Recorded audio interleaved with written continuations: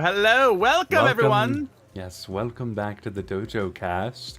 We're here in a nice, fancy restaurant. Yeah, this is nice. This is nice. Yeah. I just had Hyun's credit card on me. I'm sure he doesn't mind. So no, I wouldn't imagine. We're pampering ourselves, you know? Yeah, it's like a special episode. Yeah, we do a lot of work around here, and honestly, he's been pretty lazy the last few episodes. So I don't. Yeah, we treat ourselves. I mean, we've been in like warehouses and dungeons and castles and volcanoes. The waiter's coming. Deserts. Dana, Stone, your order of freshly cooked person garnished with persillade. Enjoy. Hyun. Oh. Hi. So you thought you could get rid of me that easily? It wasn't like that. It was. Hey. See, I did ask for people to come, like, help pick, in the swamp. I see how it is. How you been, buddy? I mean, I don't know, man. I was just floating down the Mississippi River, and I mean, I was conscious the whole time. I don't know why you guys left me to die out there. I thought you were just taking a break. You got a lot going on, and I was like, you know what? Yeah. He's had a pretty rough, recently. Right. He's probably just taking it. Let him relax. Man, you know how I nap, man. It's hard to wake me up sometimes, but that's what I thought, man. That's what I thought. Yeah, so I was just floating down, and then somebody fished me out of the river. And then started putting some seasonings on me, and I was like, "Oh, this smells pretty good. What's gonna?" Before I know it, I'm in the pot and like spinning around like a rotisserie chicken, and I just somehow find myself back on the table, back on this podcast. Screw this podcast, man. This podcast has only brought you and only you the worst suffering imaginable. It's true. I mean, personally, I'm feeling pretty good today. It's episode 22. I'm the guest. We got a tie on. We're dressing up. Yes. Yeah. Hey, you notice the color of my tie? You notice anything? Anything that might make you angry? It looks familiar. It's like yellow, orange, and white. What is that supposed to be? It does look familiar. Does it fill you with any rage or frustration? I do feel frustrated. I don't understand why, but it does. There's something about it that is irking me a little bit. If only someone knew the answer. Wait a minute. Is it scratch and sniff too? Wait, is this candy corn? Is it scratch and sniff? Oh my, dude! I thought we were done with this. Dude, I thought we were done. No. Oh my. It is your episode. How are you doing, Stone? Yes, sir. I'm doing good, man. I got some coffee. I'm chilling. I'm so excited. There's so many things to. I'm so excited to answer all of your questions because I know that's a lot. Yeah, there's a lot of questions. What kind of drink did you get there? You're kind of covering it with your arm. That's none of your business. First of all. Oh, okay. I'm just asking because Hyun's paying. Okay, look. But but I didn't agree to that. Nobody. We'll talk about it later. Nobody, as I point around the room, is gonna roofie me. Okay, I'm keeping it locked down. No one is getting anything into my drink. So how paranoid are? Look behind us. There's no one there. Listen, it's never happened before. I'm gonna keep it that way. You know what I'm saying? This is a really fancy restaurant, but if I was a guy looking to do something, this is exactly where I would go. So. I'm keeping my elbow right here. Hey, nobody would do anything. Hey, just look at me, man. Nothing's happened to me so far. True. I'm concerned about something that theoretically could happen, and you are cooked. All right, dude. All right. Save your laughs. Well, let's get into the beginning of Stone. And I don't mean when man discovered rock. I mean you. Well, first there was sediment. When did man invent the stick figure stone? Now the stick figure version of me really began, if I had to put a year on it, probably around 2002, 2003. It's when I started seeing stick figure animations on stickdeath.com. I don't know if any of you were alive to know what that is, but it was basically a really, really early primitive website and I say that because it did look like it was made like in Word document. It was very simple looking, and the animations were really, really cool, but like kind of like slideshows almost. Like there was no real animation principles in it. But I really loved. I thought they were hilarious. I thought they were great. I thought they were so funny, and I was drawn to them because I felt like it's something I could do. Like it's like I love to draw, and animating was something I very, very at the farthest reaches of my mind was interested in, because it just didn't seem like a thing I could do.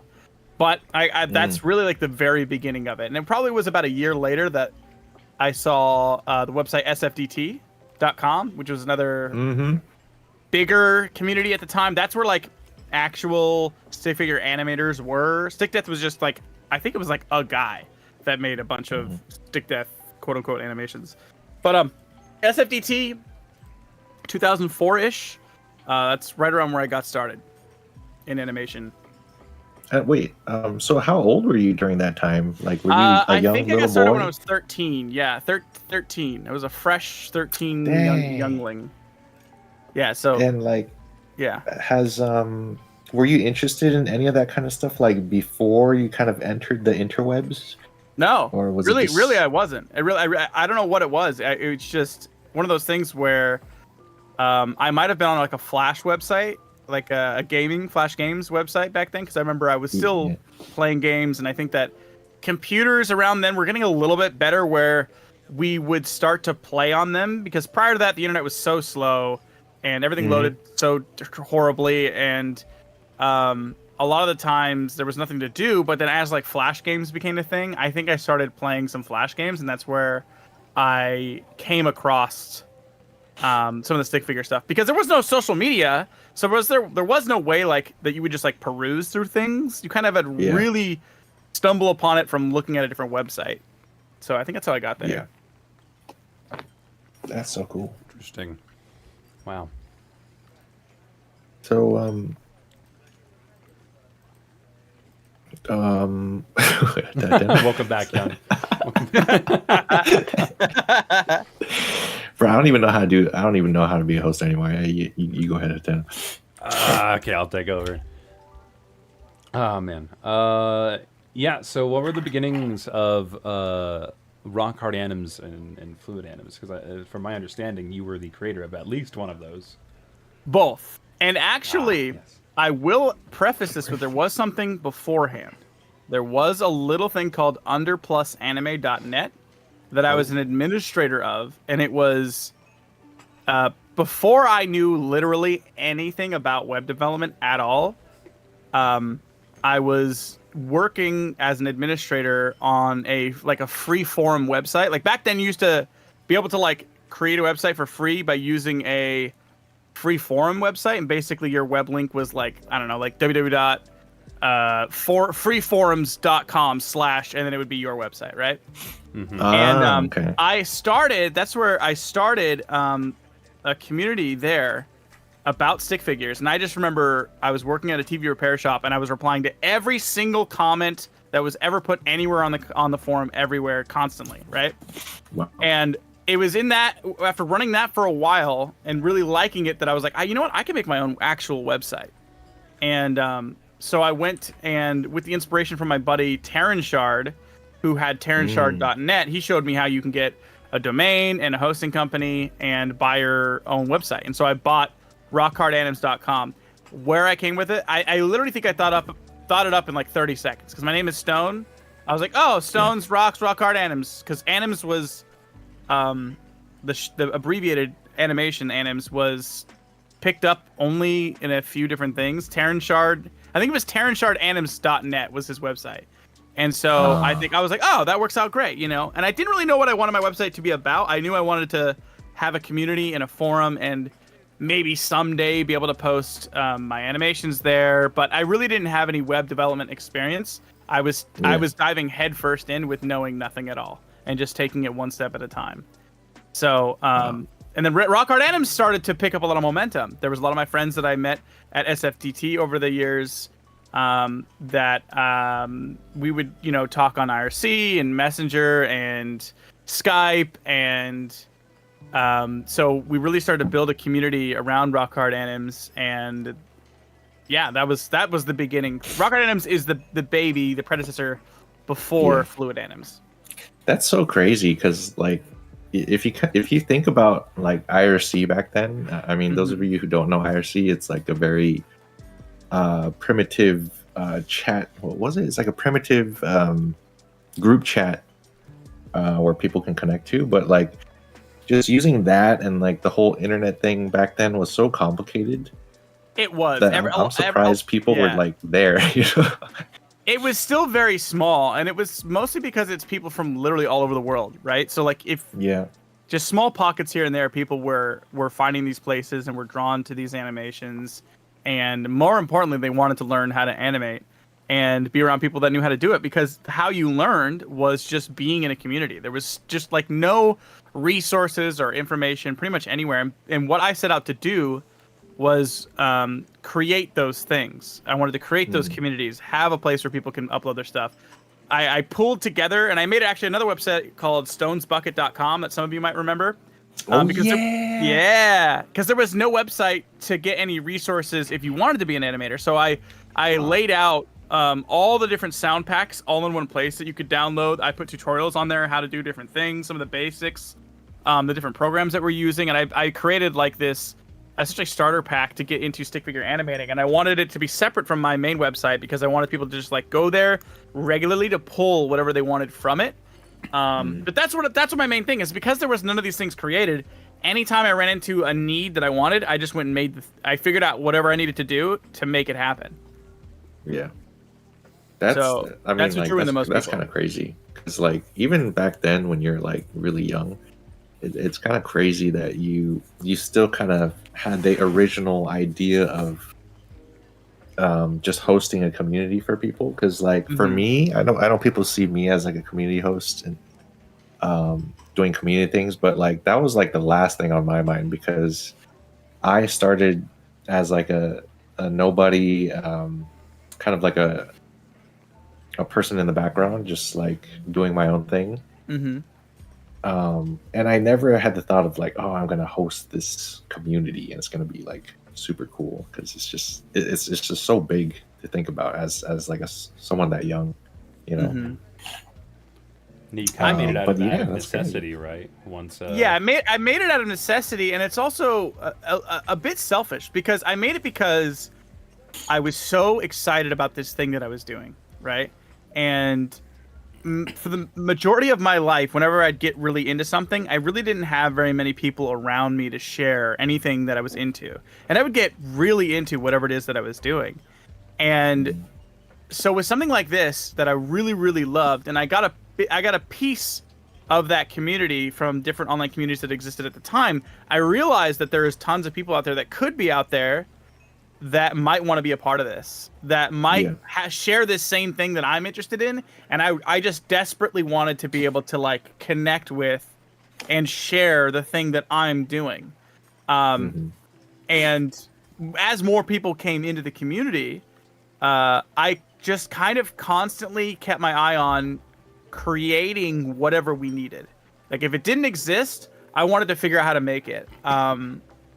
Yes. That was the main thing, and this is still in Rock Hard Anims. We haven't got to FluidAnims yet. True. Because the one and most important thing, and maybe we talk about this later, about this later, but I have to talk about it now while we're in Rock Hard Anims, is Rock Hard Gladiator.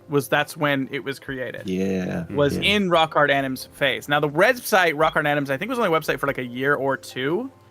But during that time is when socially Soulja Boy was blowing up. Soulja Boy was actually I have to mention this because this is actually a canon event in Rock Hard Anims. This is so funny.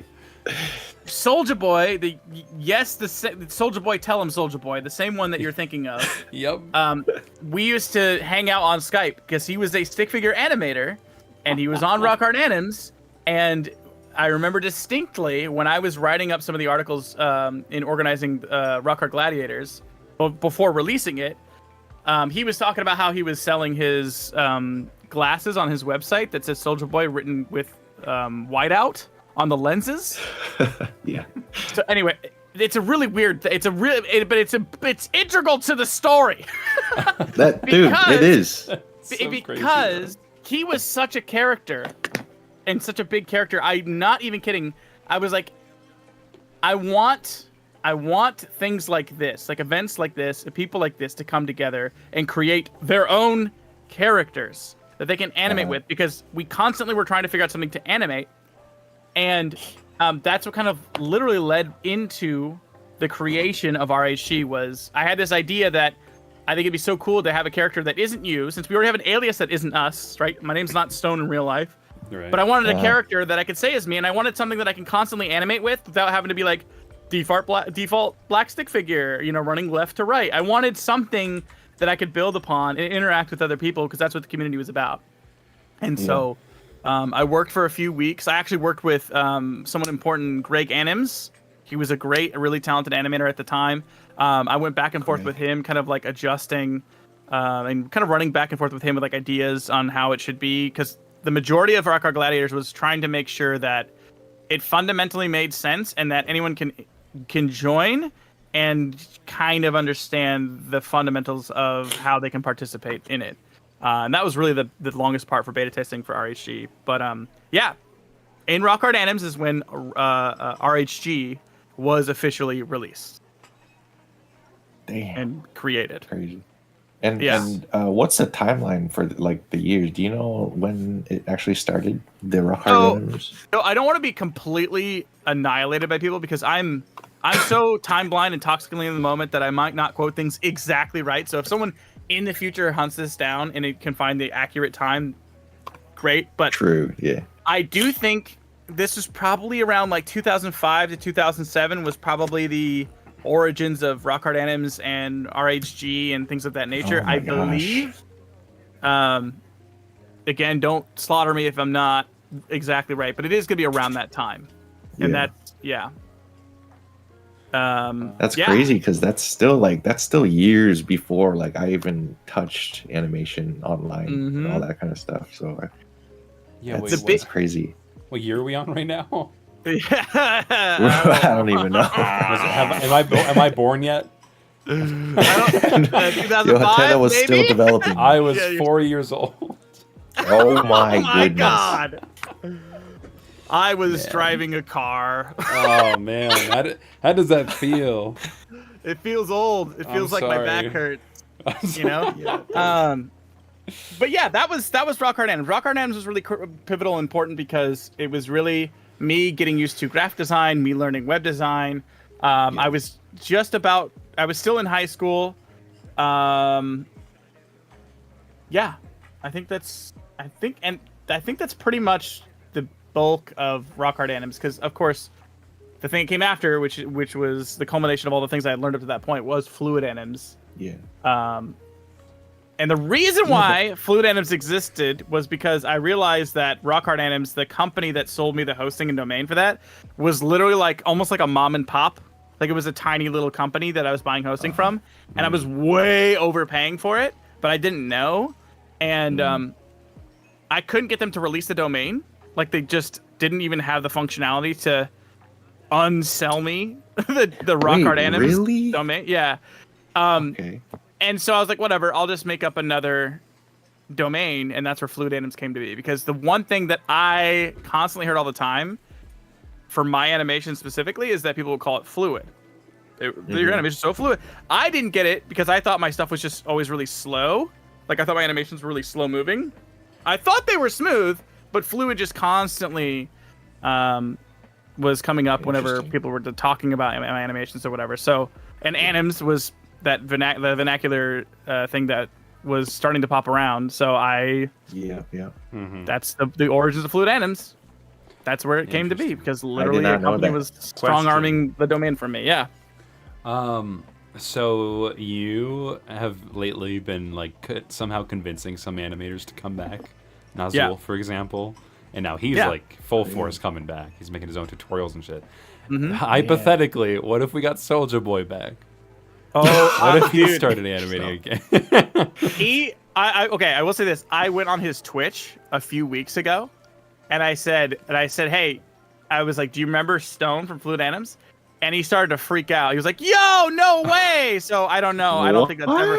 I will say that. I will say this. He also did, a few years ago, actually try to create his own animated show. So he still does want peripherally to be in the animation world. You can find his stuff on Newgrounds still to this day. Wait, he was you a big. Is it He was big appropriate to into- pull up? I should add. Yeah, here. Let me see if I can It's find it real still quick. it's still there. It's still there. His animations. Soldier Boy Newgrounds. His username is still Soldier Boy. Yep. I smell Soldier Boy. That's crazy though, because I talked to Mikkel back then, and then he would tell me stories about Soldier Boy. Look at And right here. like, yeah, there it is. Goodness. Look at 2005. That's his animation right there. He was big into Dragon Ball Z related stick figure animations. What? I- no way. It's actually pretty crazy Yeah, mine's not. how everyone just branches out like this from the beginning. But yeah, Mikkel was telling me how he released his hit song, the Soldier Boy. Yeah, that one. And like the freaking stick figure community were like making fun of him, saying like, dude, don't release this. This is the worst. This is the worst. Because a lot of us were experimenting with Fruity Loops, which is the music software back then, and we hated it because they are literally like the default sounds in Fruity Loops. Yeah, it was the default sound. It's like it's like the equivalent of using like the Flash default gradient, like the first one that looks like a beach, where it's like the gray and beige and white. It's like just grabbing that and be like, that's my background, and that's what we felt like. We're like, no, dude. But yeah. Wow. It's just That's crazy so how funny. that works out, though. Obviously, it spurred so much, This is wild. you to know. look at. But yeah. But But his animation was pretty good. Like back then, this was pretty good. It was like Yeah. seen as like yeah, good it stuff. This Dude. is God. What year? Oh, he did 2005. Yeah. Yeah, so Yeah. he was good, man. Like That's he definitely was crazy. respected for his animation stuff. Never but, would've Oh, expected man. it. Yeah, no, it's super random. It's super random, but it's one of the things that I guess it actually put Rock Hard Anims on the map, because for a while, whenever you looked up him, it would say that that's where he got his start on, was because he was on the Rock Hard Anims forums and he was posting about his music while he was doing his animation.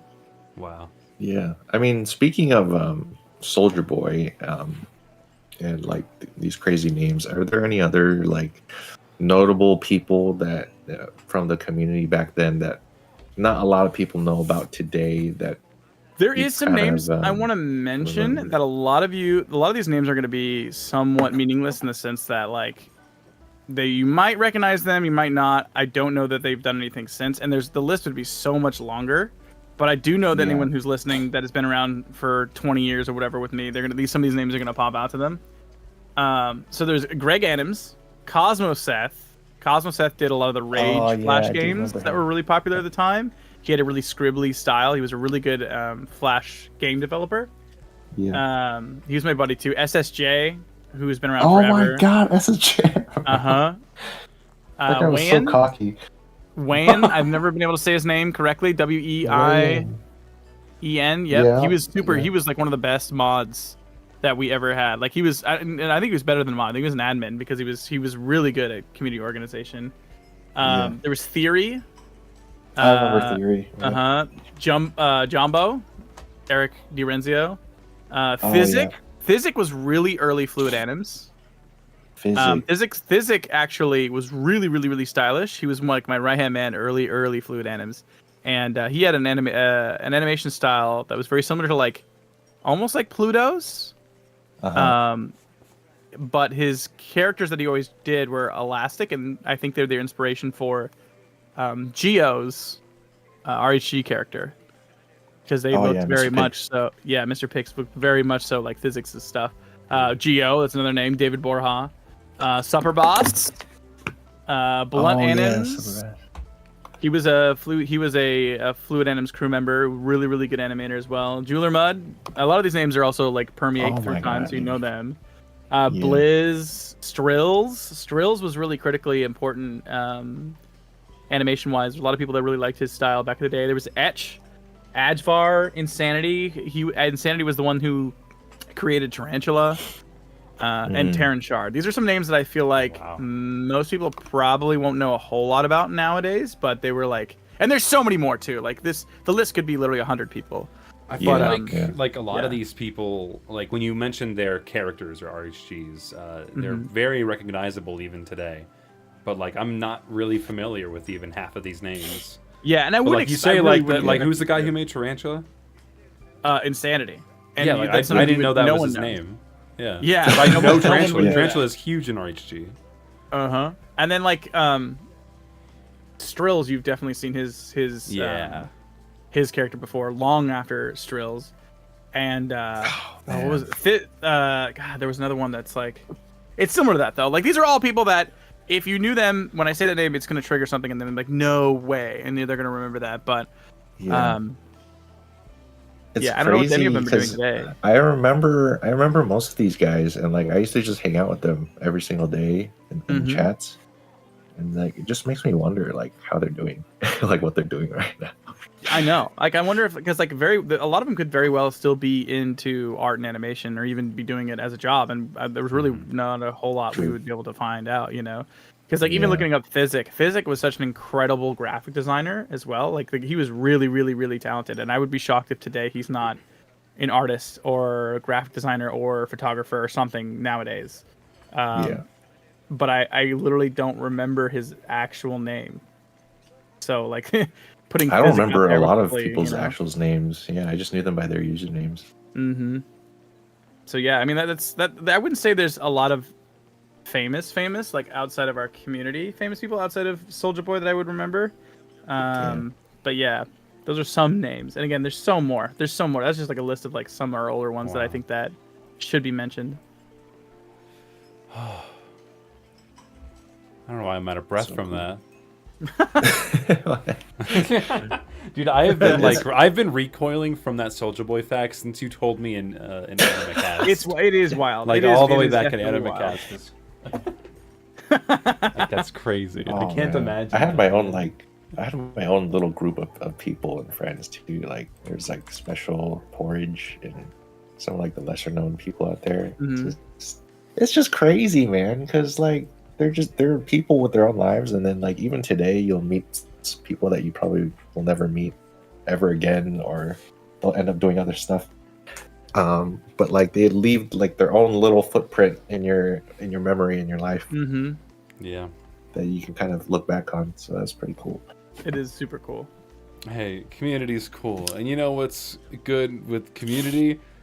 Collabs and joints. Great transition. That was dude. Oh, that was good. You know what goes good with that? The next topic. Yeah. yeah. The next topic. So yeah, this community is very well known for its collaborative projects. How did those start to come into fruition? Was that like how early on did that begin? I would say it really wasn't even the very beginning. Collabs at the time weren't something that was super common because a lot of them were failures to start, and there wasn't very many good examples, I would say, in our own community of collabs that work out. The comeback collab, which is we're seeing one of them right now, was part of kind of starting that ish. They're definitely don't get me wrong, it wasn't the origin of collabs by any means, but it was around this time that people really started to see like, oh, first of all, things could be longer than 30 seconds because back then anything that was 30 seconds long was like considered full length and not a short, by the way. And we realized like, oh my god, you can make things that are like minutes long if you work on stuff with like other people and just throw it together, and like it's not that impossible. The biggest limiting factor back then was computers. Like computers weren't very good, and working in a file that was 3 minutes long, 4 minutes long with sound effects and, you know, a bunch of teenagers that don't organize their layers at all and trying to compile that together and having library items all just replace each other was actually a nightmare. And so like it was somewhat foreign. There wasn't a ton of them that would happen. A lot of the times what you would see was joints where it's just two people, but not a ton of full-length collabs. And when I'm saying this, I'm saying like going back to like Rock Hard Anims, like 2005 era time. heading into FluidAnims, the comeback collab, there definitely was people doing more collabs then, like similar to this, where you can kind of like have a theme or subject and then just kind of let people know the FPS and dimensions and zoom, because that was very important, and smoothing, which is also very important a lot of times. What do you mean by zoom? So when you zoom, man. like if you zoom in Flash 2004 MX or Flash 8, your brush size doesn't change. So like if it's so big, you zoom in, it stays that big. So when you're drawing zoomed in, it's just smaller because you're zooming further in on the actual stage itself. Right. Yeah. The brush is brush. Yeah, exactly. Yeah, Pre-animate brush, yeah. which is crazy. Yeah. So all those things were like critically important for putting the collabs together. As far as like things where there was like more than like 5 to 10 people, and usually they were website based in the sense that like usually it was the website owner that was doing it because they had the biggest pool of the most talented animators to like throw something together. But it's not that it's not that it didn't exist. I'm not saying this is where collabs began, but it wasn't something like there wasn't always a collab going. Let's just put it that way. There wasn't always like one going and one coming out. It was kind of like, oh, I have a really good idea. Let's see if we can get some people on board and excited about it. Or it's like a holiday event thing, or it's like a pivotal moment in the community or something. That's kind of what drove collabs. Interesting. Yeah, and I remember, whenever a collab was going down, everyone would like want to join, especially if it's like hosted by FluidAnims. Yes, the And, host like, mattered the, for sure. Yeah, the host 100% mattered. Because I remember, it does. Not to the same extent, of course. Because I remember Pluto when he first tried to make the beginnings of Pluto when not a lot of people knew him. He was trying to host collabs and stuff. I was like not interested because there's so many collabs that would just like fail. Most of them failed. Most of them failed. Like it was a very low success rate. Yeah, and surely that would change in the future. I would hope so. No, it does not. But yeah, it's like if nobody knows you, then like your collab was pretty much deemed to fail. Yeah, it was dead in the water. No one would just make a part. Yeah, so whenever a FluidAnims collab hosted by like an in-house animator would be going on, everyone would want to join it. Yeah, exciting. You'd get a bunch of freaks. Like that's why I call them freaks, because like there were so many talented people, right? And all of them would join it at the same time. So it's like, whereas you have a collab now, and you're like, oh my god, so and so is going to be in it. This is so cool, right? If FluidAnims doing one, every single one of them was doing it, and it was also done. Like tomorrow, everyone started working on it, and it was done within like a week, and everyone was flooding in their parts like right away. And then a lot of the animations you were seeing were some of the best that could be produced at the time. Period. So everyone was freaking out, and then it would make more people want to be in the thing. And you had to be hyper selective because there was legitimately only so much runtime before your computer in Flash would just explode and desync the audio. Start corrupting the file. Yeah, it literally would corrupt the file. People would pump stuff out for sure. Oh man, that's so cool. So what were some of the best collaborations in this time? Some of the biggest ones I would say that always come to mind would have to be well, first of all, I'll explain the comeback collab because you guys see this one a lot. Yeah. And it actually means me coming back. That's why it's called the comeback collab. The blue stick figure is supposed to be me. And the idea was you animate a blue stick figure just dominating. And that's literally what it was, right? But the reason why I was comeback collab is because I had like something really traumatic happen when I was 17, 18. My father passed away. And that's when, and I was really young and he was young. It was like a tragic accident. And it messed me up for like a while. I couldn't do anything at all. Like I couldn't. So FluidAnims still existed, but it was like almost completely dead. Like it was to the point where like I never accessed it or didn't do anything with it like at all. And one day out of nowhere, I just decided like I'm ready to animate again. And I came back, and that's when I started really hitting IRC hard every day and talking to all the shift limits guys every single day and renovating the website, and then I made the comeback collab because I'm like, I'm here. I got all my buddies back. I want to be animating again, and that's the origins of the comeback collab. That's one of the big ones. I actually did not know that. yeah. Because that's why it's called the comeback collab. Yeah, because like back then, if you're like a no one in the community, like no one tells you anything, right? So basically the way I saw it was just like, oh, we're doing a comeback collab and everyone's in it, but like no one knew kind of like why. I guess the higher up people knew why, but No, I don't think anyone yeah. truthfully knew, to be honest with you, because like even everyone I went to school with didn't know at my high school or anything. Oh, None of really? my teachers knew.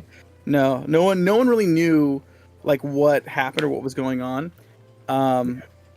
But yeah, it would actually shock me. I don't think anyone in the animation world knew why I was gone, to be honest. Damn. I just disappear. And but yeah, in the comeback, that's what it is, because everyone thought like the comeback, like you're like animating a guy that's like coming, like he's doing a comeback, he's fighting back. But it was literally supposed to be me coming, like arriving back in the animation world. That's what it was like, celebrating. How many times can we say comeback before it gets old? I mean, I think it's honestly, I think the term's making a comeback. So Yeah. I think it's Comeback. But the comeback collab is big. The Dual Death Course is one of my favorites Oh my God. of all I couldn't time. find it. Oh, The yeah, original hang Dual on. Death Course. I remember very distinctly. This is like one of my favorite times Is it during this one, FluidAnims or was. that another one. Oh, I think it I is. think that it's this one. One It's. second, let me- I remember I was at my coffee shop job. This was probably 2008, 2009-ish. I'm guessing around that time. And I was really, really excited about coming up with new ideas. And I still to this day have a notebook full of ideas that I would write down when I was at my coffee shop when it was slow. And I had this envision, which was literally exactly this, where I just saw just pure chaos on a huge stage. And I couldn't think of anything more exciting than animating with one of my animator friends on a course that is already in a graphic that has predetermined motions to it, and then throwing everyone together onto one stage, interacting with that thing. I didn't know if Flash could handle it, if it was going to explode. Like, there were so many inherent issues with it, but I was so excited about it that to this day, it's still one of my favorite things. The Dual Death Course, that's one of the biggest ones, I think, back then. Again, there's pre-YouTube. Back then, you see how this is like tweened and stuff? This version, I think, did exist, but the whole thing about it was I wanted to be interactive. So the original release, you had like WASD and arrow keys, and you would move the camera around and just walk through the animation and watch it over and over again and watch different people's parts individually. Well, not individually, like all together, but you would be the, I don't know, the cameraman, essentially. Yeah. We had like a special interactive camera, right? And you can just control it. Like you can just take the camera wherever you wanted it as it was playing. So we would just sit there and just rewatch the collab like so many times just to see everyone's parts. And Hyun did this. Hyun did these things. These are the highlights. This little short. This was so cool. I didn't even think about doing this. This was something I remember you did this like on the side. You're just like, oh, I put together these like my favorite parts or whatever, like the humor thing, and I thought that was so cool. I love that. I don't even know how we compiled this, man. It's so. I don't know. If that's in an Chris did the FLA, animation in the I'm background. sorry for It your is an PC. FLA. It is I'm so an sorry FLA. for your PC, for your old PC. It was genuinely 'Cause this one is singular crazy. FLA. I wonder do you know how big that file was? Too big. I do remember there's multiple versions that crashed, and this just so happened to be one of the versions that would survive export. Because a lot of times you didn't know why. You go to export, it just said, nope, white screen, crash. And you go to open the file, and it doesn't exist anymore. Like, you can't open it. So there's a bunch of different variations of this that exist. Some are older, some are newer. And a lot of the newer versions were corrupt and didn't work. This just so happened to want to be, like, the existing one that would export. Interesting. Yeah, because I remember this collab was supposed to have, like, a background, too. But, it didn't survive. It didn't survive. No, it did not survive. It had texture to it. It had like we were starting to get to like that texture overlaying on things. Yeah. But we're like, the bitmaps are just like crushing everything. We can't do this. That was way Interesting. too much.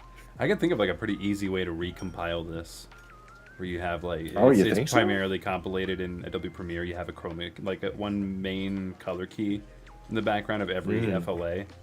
Well, that Premiere file would probably get pretty laggy. You could probably like do several renders and exports and then compile those. Yeah, Premiere doesn't exist then. Yeah, I know. This is probably the best way to do it at this time. Oh, for sure. But I could think of a couple ways that I could tackle it. Anyway, not that it matters. Anyways, when FluidAnims started to get, I don't know, I guess bigger. Like when it was really starting to get around, I think like 2010, 2011 period. It was really when it was starting to explode. We had a FluidAnims crew, and the FluidAnims crew collab was really, really big. These were like some of the best animators at the time. I think I was inspired by JCTLM for this. I was super jealous, and I thought that was like the coolest thing that ever would exist. And so I did a FluidAnims crew collab. This is years after it, or at least some period of time after it. I was super proud of my introduction to this collab. I animated that. I remember that being a thing. But I wanted a bunch of people to animate on one file, because again, that was like really kind of foreign. Like joint collabs happened a lot, but multiple people, what? And these were some of the best of the best of the best. That's Strills, and that's Ajvar. Oh yeah. It's so crazy how their styles are still like you can still tell. I know. Like, their style. That's This my is when I favorite went part through a about phase of collabs is press you can just sensitivity. see everyone's styles clashing. I love There's the it. tarantula creator right there. Yeah, there Oh, he wow. is. Wow. Turquoise who still that like guy is. 100 years ahead of us. Etch. Yeah, this was Etch. one of the really, really big animation at the time. NCZ. It was like a really big deal to like be part of the FluidAnims crew, because we just did stuff a lot. I forgot about this stick figure style where they have like thicker hands and feet compared to them. Like, that was Such like a a pain. yeah, that was a little fad back then. I It was a remember. fad. That's why my guy looks like the way he does here. Yeah. Oh man, Wow. I can tell you. But this guys part were here was just- like legendary. yeah, it was. This part here, This is people were so like, cool. this was like the coolest. Whoa. People were like, whoa. Like it's just so much fun. And Oh this my again, I think this is gosh. 20. I think it's around 2010. There's It's Blunt still Anims. so good. Yeah, Blunt Anims was really, really talented too. He was a very smooth animator. I noticed like in these older collabs, everyone's like a lot more like bouncy. They're just kind of flowing with each other. Yeah, almost everyone animated head first. Yeah, Almost yeah, everyone yeah. animated head first back then. That was like the main thing. Wow. Well, I suppose we move on before we just Yeah. Oh, just yes, turns into a yes. reaction stream. Watch forever, yeah.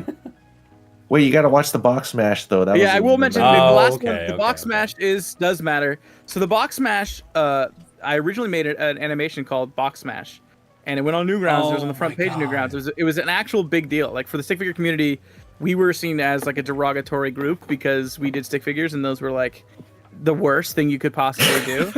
And me and Terran Shard did a joint animation called Box Smash. And it did really well on Newgrounds, and this is the collab that we did years later based off of that, being in the box from Box Smash. That was the concept. And so the box itself is attacking you, and your job, and Hyun's part was super sick. I do remember it, like, Yeah, Oh, this was yeah, special I to me remember because these were like one of the collabs where I was like invited to, which was really Yep. exciting for me because I was still new back then. So that was really exciting. This way. yeah, these are some of the best animators back then. And, like, super stylish stuff. SSJ was really, really stylish in his stuff.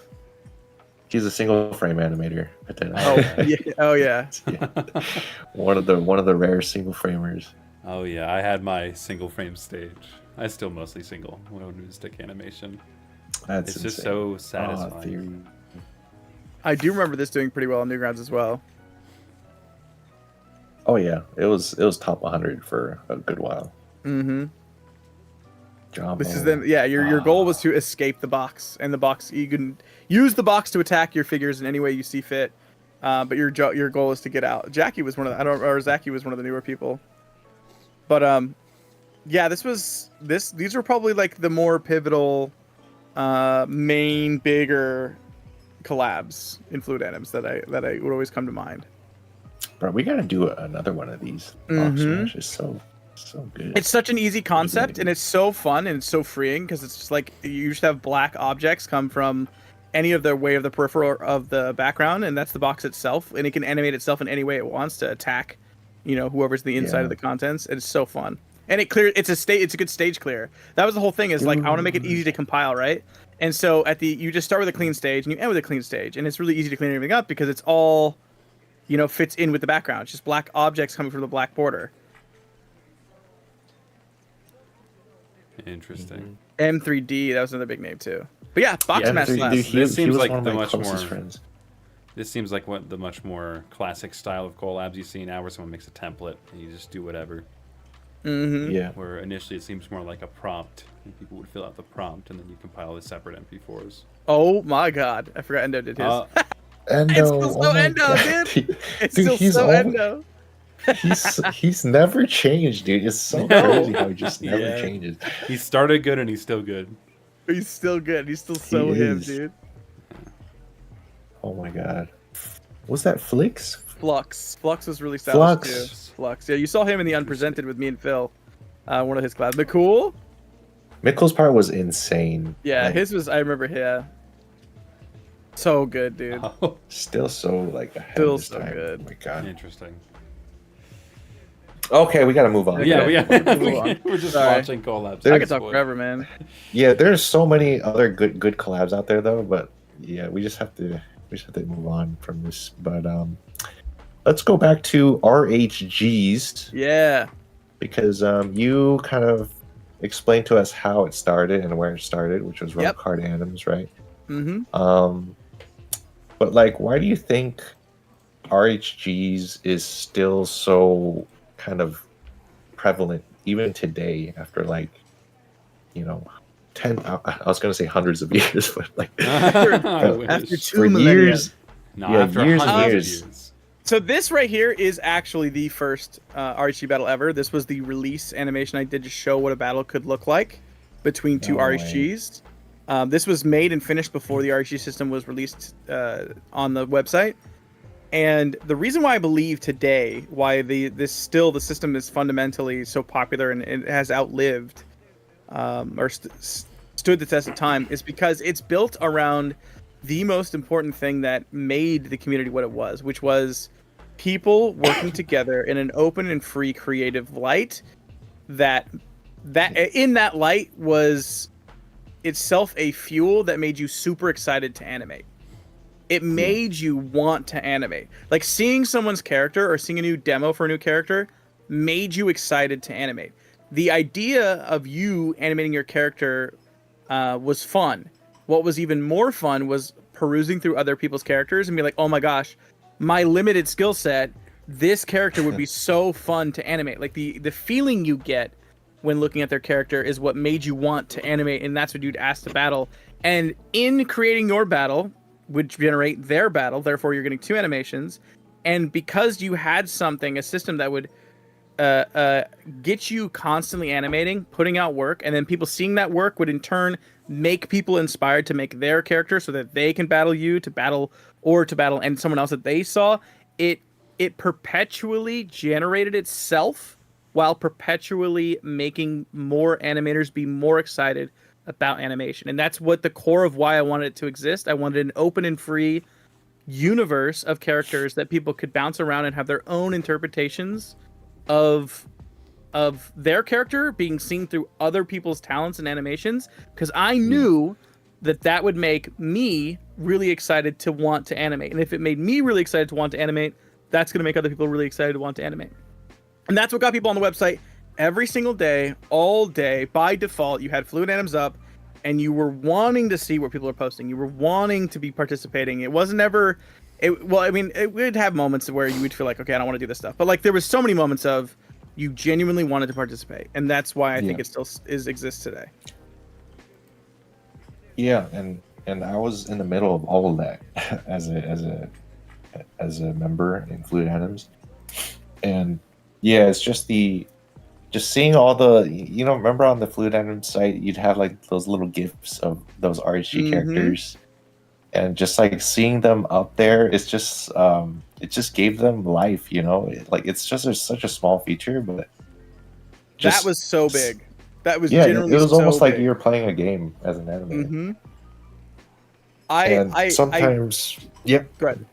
No, you go ahead. Oh, I was just saying, like as a kid, sometimes I wouldn't even play my games. I would just animate because it's more fun. Mm-hmm.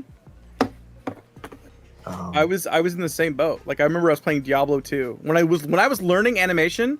I was playing Diablo 2, and then I would stop Yeah. and I would do some stuff on Flash, and I'd go back, and then eventually Flash just won out, and I would just stay animating. Yeah. Oh man, that's crazy. I don't know if that's possible nowadays. I don't know, because I just feel like it's just different today, you know, because the attention spans Hmm. are a lot shorter. I don't know, man. Like the core of it, and this is what I realized around the time when you started seeing those idle animations and RHG popping off and everything, is originally I thought I was going to be like the best stick figure animator. That's what I wanted to be, right? And I was never seen as like the best, but I think I at some point was seen as good, right? And Oh yeah. but somewhere I realized that wasn't what I was good at. That wasn't what I was good at. What I was good at was identifying things that would make others want to animate, and in turn made me want to animate. And that same creating those environments for people is what brought a lot of people together. And then I started to just lean into that. That's why those idle animations came into be. I was like, how can I get people feeling like they are more part of this thing than it just being a website that they go on? I want them to feel like they're part of a universe. I want them to feel like a part of community. I want them to feel like it's tangible in some way. How can I make them feel closer to it? And that's what I constantly tried to do, was give them a way to feel like they were impacting the website or the community or each other in a meaningful, tangible way. Because I knew that is what was making people improve rapidly. I knew that was what was making people put out incredible animations, and every single time an incredible animation would come out, the more people would jump in, and it would just back and forth, and they would just slingshot off itself. Yeah, 100%. Mm-hmm. So cool. So cool. So let's talk about the shutdown of FluidAnims. Yes. Oh my god. Oh my god. You just had to lay that out. Yeah, there's no transition here. Yeah. Yeah, so what led to the shutdown or the merger, as it's known as? This is where, okay, this is like peak FluidAnims, right? This is multiple 4-day events. People are putting out some like the best work that they've ever seen coming out of the stick figure community. But there was one really glaring issue that I saw coming. And the biggest issue that I saw was that a lot of these animators were a little bit younger than me. And what I felt was like, I almost felt like there was going to be like there was like a baby boom event, right? Like in FluidAnims, there was a bunch of people that came in and got really talented, like they got really skilled. They were pumping out a lot of work. And I knew, since I was a little bit older, that there's going to be this huge drop off because a lot of them are going to have to go get jobs. They're going to be done with high school. They're going to go off to college, and they're going to stop doing this thing. And so I know that we're going to lose a lot of these people if I can't prove and create opportunity for them to actually get tangible money from doing this, right? Mm-hmm. I knew that they're going to have to stop doing this because a lot of them were starting to get closer, and they were like, oh, I can't, I got to go to work or whatever. I'm thinking about college and this and that. And I was like, well, what if I at the current rate of which FluidAnims is growing, will not be able to afford to pay even like a couple of people to animate, right? I could afford barely to support myself just basically off ads on the website, and I think maybe some merch sales did a little bit, but it was mostly just ads that like did anything, right? But even that was barely enough to support me. So I knew that even though we're growing, even though it's going to continue to go, I need something to like grab and hold and be able to pull them and keep them here, all these really talented people, because I knew that their skills were definitely already industry ready. Like I knew that there's people that are going to want to hire them for jobs, because I was getting hired for jobs, like small little freelance things, stuff here and there, but I wanted something concrete. And at this point, I was doing that with StickPage already. I made a contract with StickPage when FluidAnims still existed, where I'd be able to pay animators from FluidAnims just to do what they were doing, and StickPage could showcase their stuff. Because what was happening was, StickPage originally was just the place where stick figure animations were posted. There was a forum, but it wasn't really like, didn't have a ton of animators there, right? Didn't have like a lot of core animators there. It just had a bunch of people, some of which were animators. And Crazy J, the owner of StickPage, was getting to the point where he wasn't really able to get his hands on sponsoring anything, because everyone would rather just post it on FluidAnims and have FluidAnims sponsor it for free. They would just automatically throw a FluidAnims thing on there and throw it on there. And my thought process is like, okay, I want everyone to continue doing exactly what they're doing, but hey, by the way, if you want to throw this stick figure logo on the front of this, you can get a couple $100 for this. And people are like, oh my God, that's crazy. And I'm like, yeah. And I'm like, okay, this is perfect. And I talked with Crazy Jay, and I'm like, look, I can guarantee you like 5 animations a month, and I will hunt them down from my community, and then I will pay them for it to be a stick page sponsor. And I'm like, okay, this is perfect, right? Because stick page was the biggest, I would say, revenue generator of all of the different small stick figure communities. It had the most traffic, which means it generated the most revenue, and therefore had like the most attention, and it had the most potential capital backing that FluidAnims wasn't going to have anytime soon. So for the last year before the shutdown, I did those contracts. Because back then, if you search stick figures on like Google or something, stick page would be the very it was first always thing the first to pop result. up. So it had like the mainstream audience. That's exactly it. The way I always said is that FluidAnims was the best place to be if you wanted to be an animator. Stick page was the best place you wanted your stuff to be at if you wanted the world to see your stick figure animations. Because again, there was no social media. You had to go and specifically hunt the thing that you were interested in and wait to see if there was more of that on that website at any given moment. There was no like, it'll just pop out in front of you somewhere. Yeah. So after the first year of doing contracts, it was working out, but I was presented with like, okay, look, instead of doing this thing where we're going back and forth, what if we just merge it together? You stay at the helm, so you'll be the place where all the stick figure animations can be seen by the most people, and you can still have the reins to organize the community and do these exciting things the way that you're doing it. And I thought at the time, this is the best way to go forward. I will finally have like a financial backer to be able to do the things that I want to do, and then also keep around the core animators that I don't want to lose to just regular life, because I think that they are owed a shot to understand how truly talented that they are, and to stay with it, to keep doing it, because no one believed that was real, and that was the only thing I knew to be real, is that you could do this. Yeah. So that was that was really the core of it. Yeah, and like I was, like when you came to me about it, I was excited for it because I knew, stick page was huge. And it would be like a huge opportunity for all of us to kind of, start earning something for our hobbies. And it was really exciting because it was going to be like the biggest merge ever of both, the best of both worlds, I guess, right? Yeah, it was very exciting. So yeah, like I guess, and then it just it wasn't. I guess it didn't come work. To be.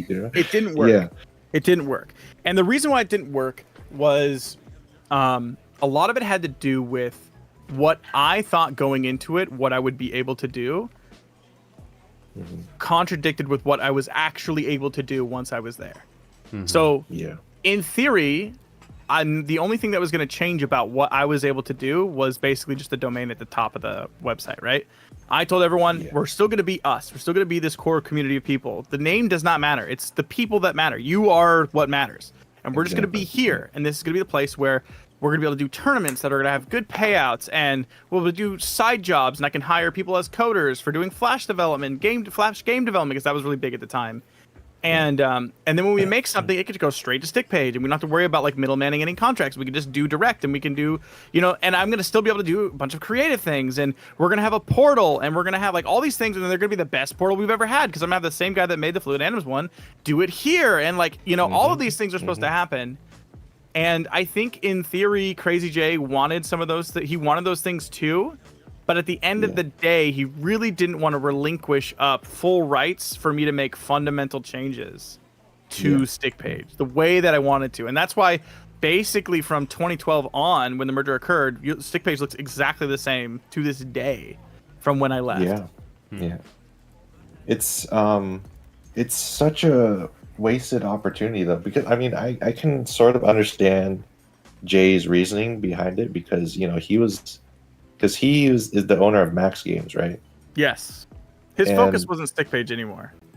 Yeah, that was his main revenue, was Max Games. Yeah. So it slowly, we were all excited when the merge happened, but it slowly became apparent that it was just a push for Max Games, and then FluidAnims was just out of the picture now, so he could just.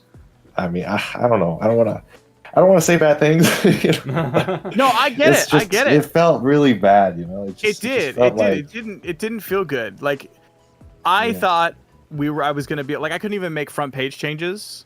Like, I had no access to the actual website itself. I couldn't make any news posts. I could make news posts and they would go up, but a lot of times they would get circumvented or wouldn't get pushed to the website. Or, you know, I couldn't make any uploads to the website outside of like some different series things. But I couldn't make any fundamental changes to the website. The portal never happened. It did start up a little bit, and I said how incredibly important the portal was. And it's just those so critical things. And about 6 months into the merger, I wrote up a document, and I said like, and I sat down for like hours and hours and hours and outlining all of the important things that have to happen to like to get us back on track for this to work the way that I thought and the way that it kind of needed to keep that magic of FluidAnims going. Because I think that Crazy J was like, okay, I want this thing to still exist. I need someone to run it. He's the perfect person to run this thing. I'll just give him the reins. He can continue doing his thing. And that's what I wanted. I wanted to be able to continue to do exactly what I wanted, the way that I was doing it. It's just going to, the major benefactor is going to be Stick Page and not my thing. But at the core of it, I'm going to still be at the place where my animators can get the most attention. And it just didn't happen. I think his focus was just became hyper max games and game development, which it is what it is. I was also tasked at creating a ton of Flash games. I was supposed to make 4 Flash games a year. And that weighed me down tremendously, like really, really, really weighed me down. And also based off of communication issues between him and I in game development stuff, I started to get super, super behind in my work because I would spend like 3 months, which I was allocated to make a Flash game top to bottom, right? And then it would kind of come to, okay, I'm ready to put it out. Here's the thing, you know, what I'm as my job, here's what I'm supposed to do. And he'd kind of just, because he had so many other things going on, he wouldn't reply to me for weeks and weeks. And he finally would.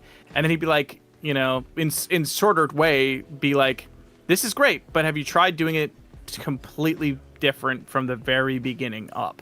And then I would spend another 3 or 4 months redesigning, redeveloping the same thing, a new game, but knowing now I'm another game behind. So that's why Andre's Combo Factory exists. That's why Dry Fire exists, or Rapid Fire exists. That's why Andre's Adventure exists. Rock Hard Coliseum exists. That's what I was supposed to do. But he didn't end up liking any of those things. He didn't like Andre's Combo Factory. He didn't like Rock Hard Coliseum because they weren't like the 2D platformers that he was kind of interested in for me to produce.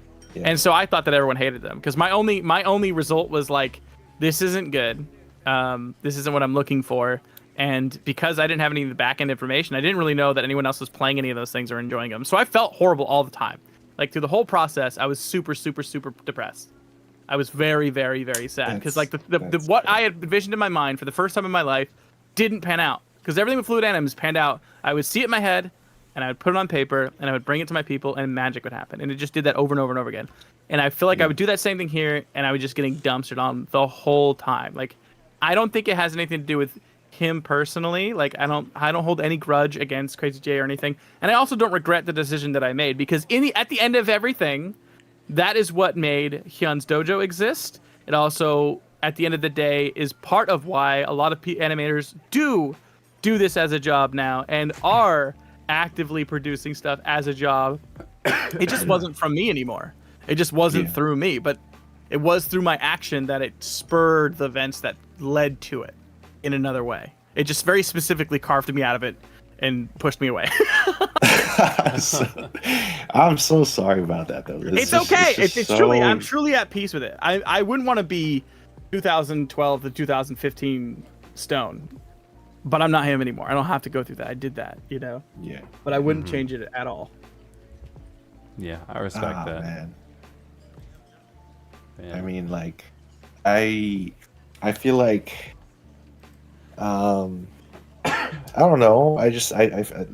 Like, whenever I think about FluidAnims, I always think of, like, you know, what if the merge didn't happen, and, like, what if we just kept doing our things, like, where we would be at during this time?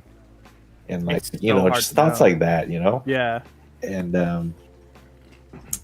to me, it's just I mean, like, I've made peace with it, but you know, it's just tough to just kind of accept it because Trust of me, just how agree.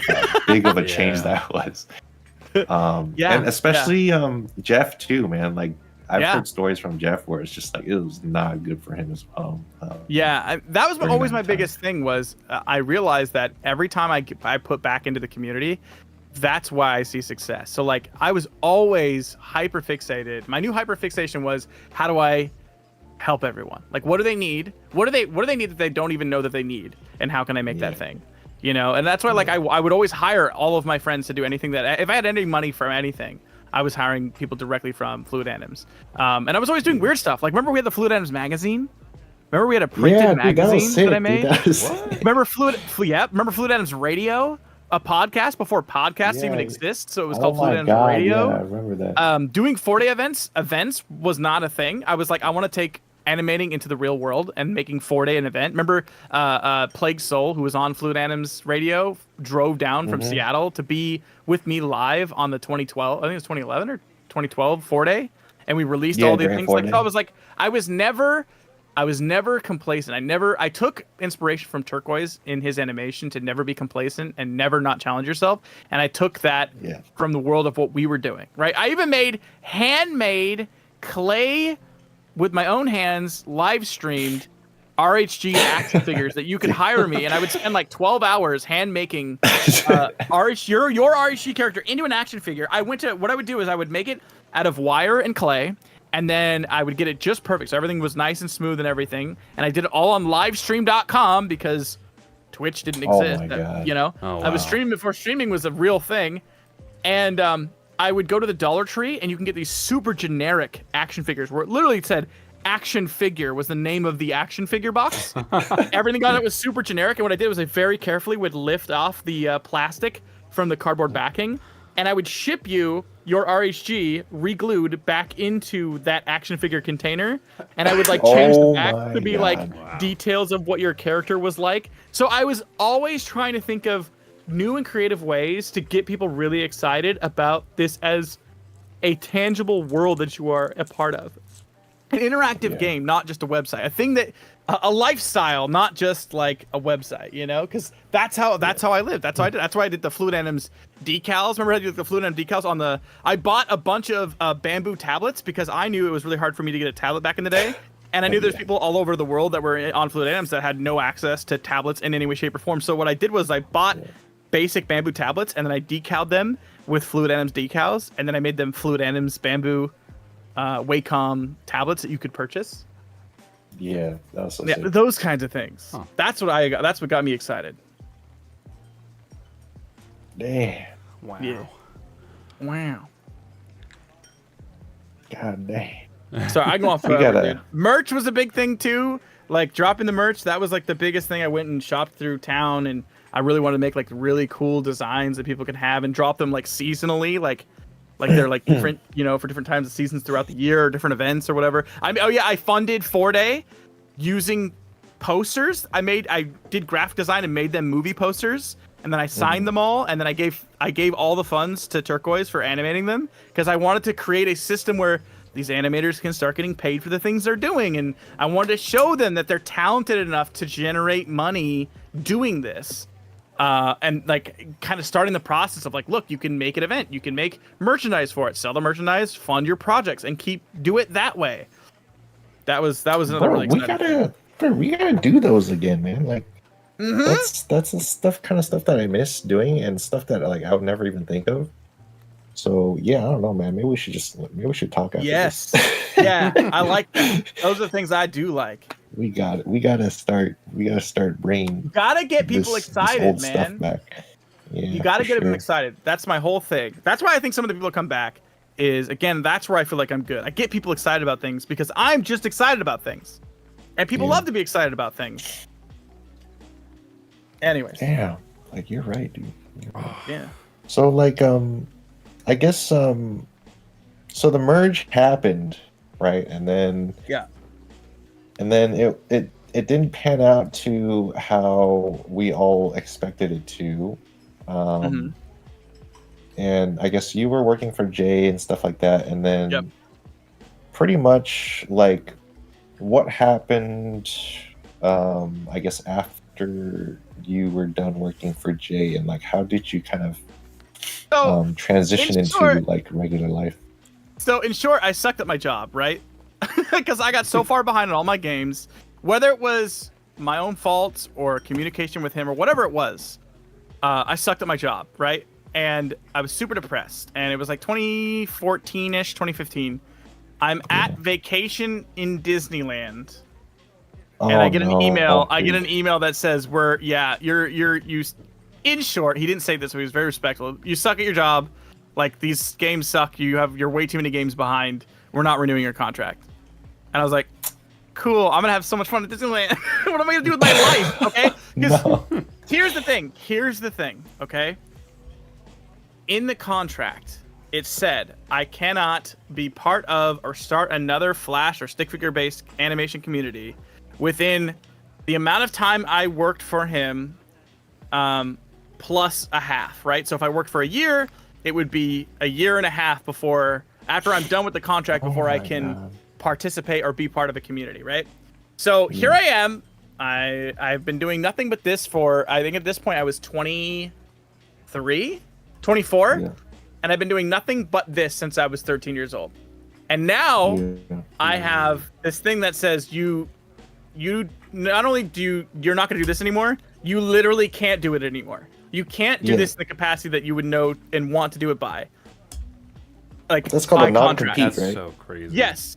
It makes sense though, because here's the issue, right? Let's say he buys FluidAnims. And I go, thanks. Hey guys, let's go make wateranimations.com and let's just go over there.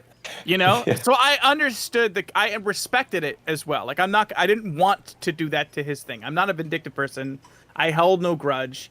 And so I needed to figure out how to do something from here on out. I started freelance work after that contract was over. And this is kind of like leading into post the merger, right? Me not working for Stickpage anymore. I created Stone Stick Station on YouTube. I figured maybe I can just rebuild from the ground zero because YouTube is fair ground.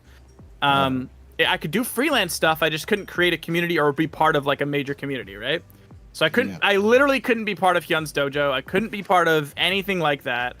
And I tried to do YouTube, but I was so broke, dude. Like, I'm talking cancel every subscription, skip dinner sometimes. Because prior to that, I was like the major income earner, and now it went from being the major income earner of my household to $0. Like immediately negative dollars, right? And at that point, Hudson was 2 years old. So I have a house, a wife, and a 2-year-old, and no money at all. And the job that I was doing has 0 resume conversion. I can't go anywhere with it. No one gives a crap that I was a stick figure animator and ran a website. That doesn't do anything anywhere for me. And so I started doing freelance work. I was super grateful that one random day when I was super depressed and thinking this is not working out, I can't build YouTube big enough, like no one's watching anything I'm doing, I get also this surge of views on Rebalanced out of nowhere. And I look, and this little guy, Alan Becker, made a trailer for one of his animations. And in that trailer, he put Rebalanced from YouTube, from Stone Stick Station, in the trailer, because it's in the animation. And I was so happy. And I reached out to Alan, and he was like, yeah, I'm actually looking for people to help me work on the stuff that I'm doing. And this is like, again, roughly 2014. And I was one of the earliest people that he hired to work with him on animation versus YouTube.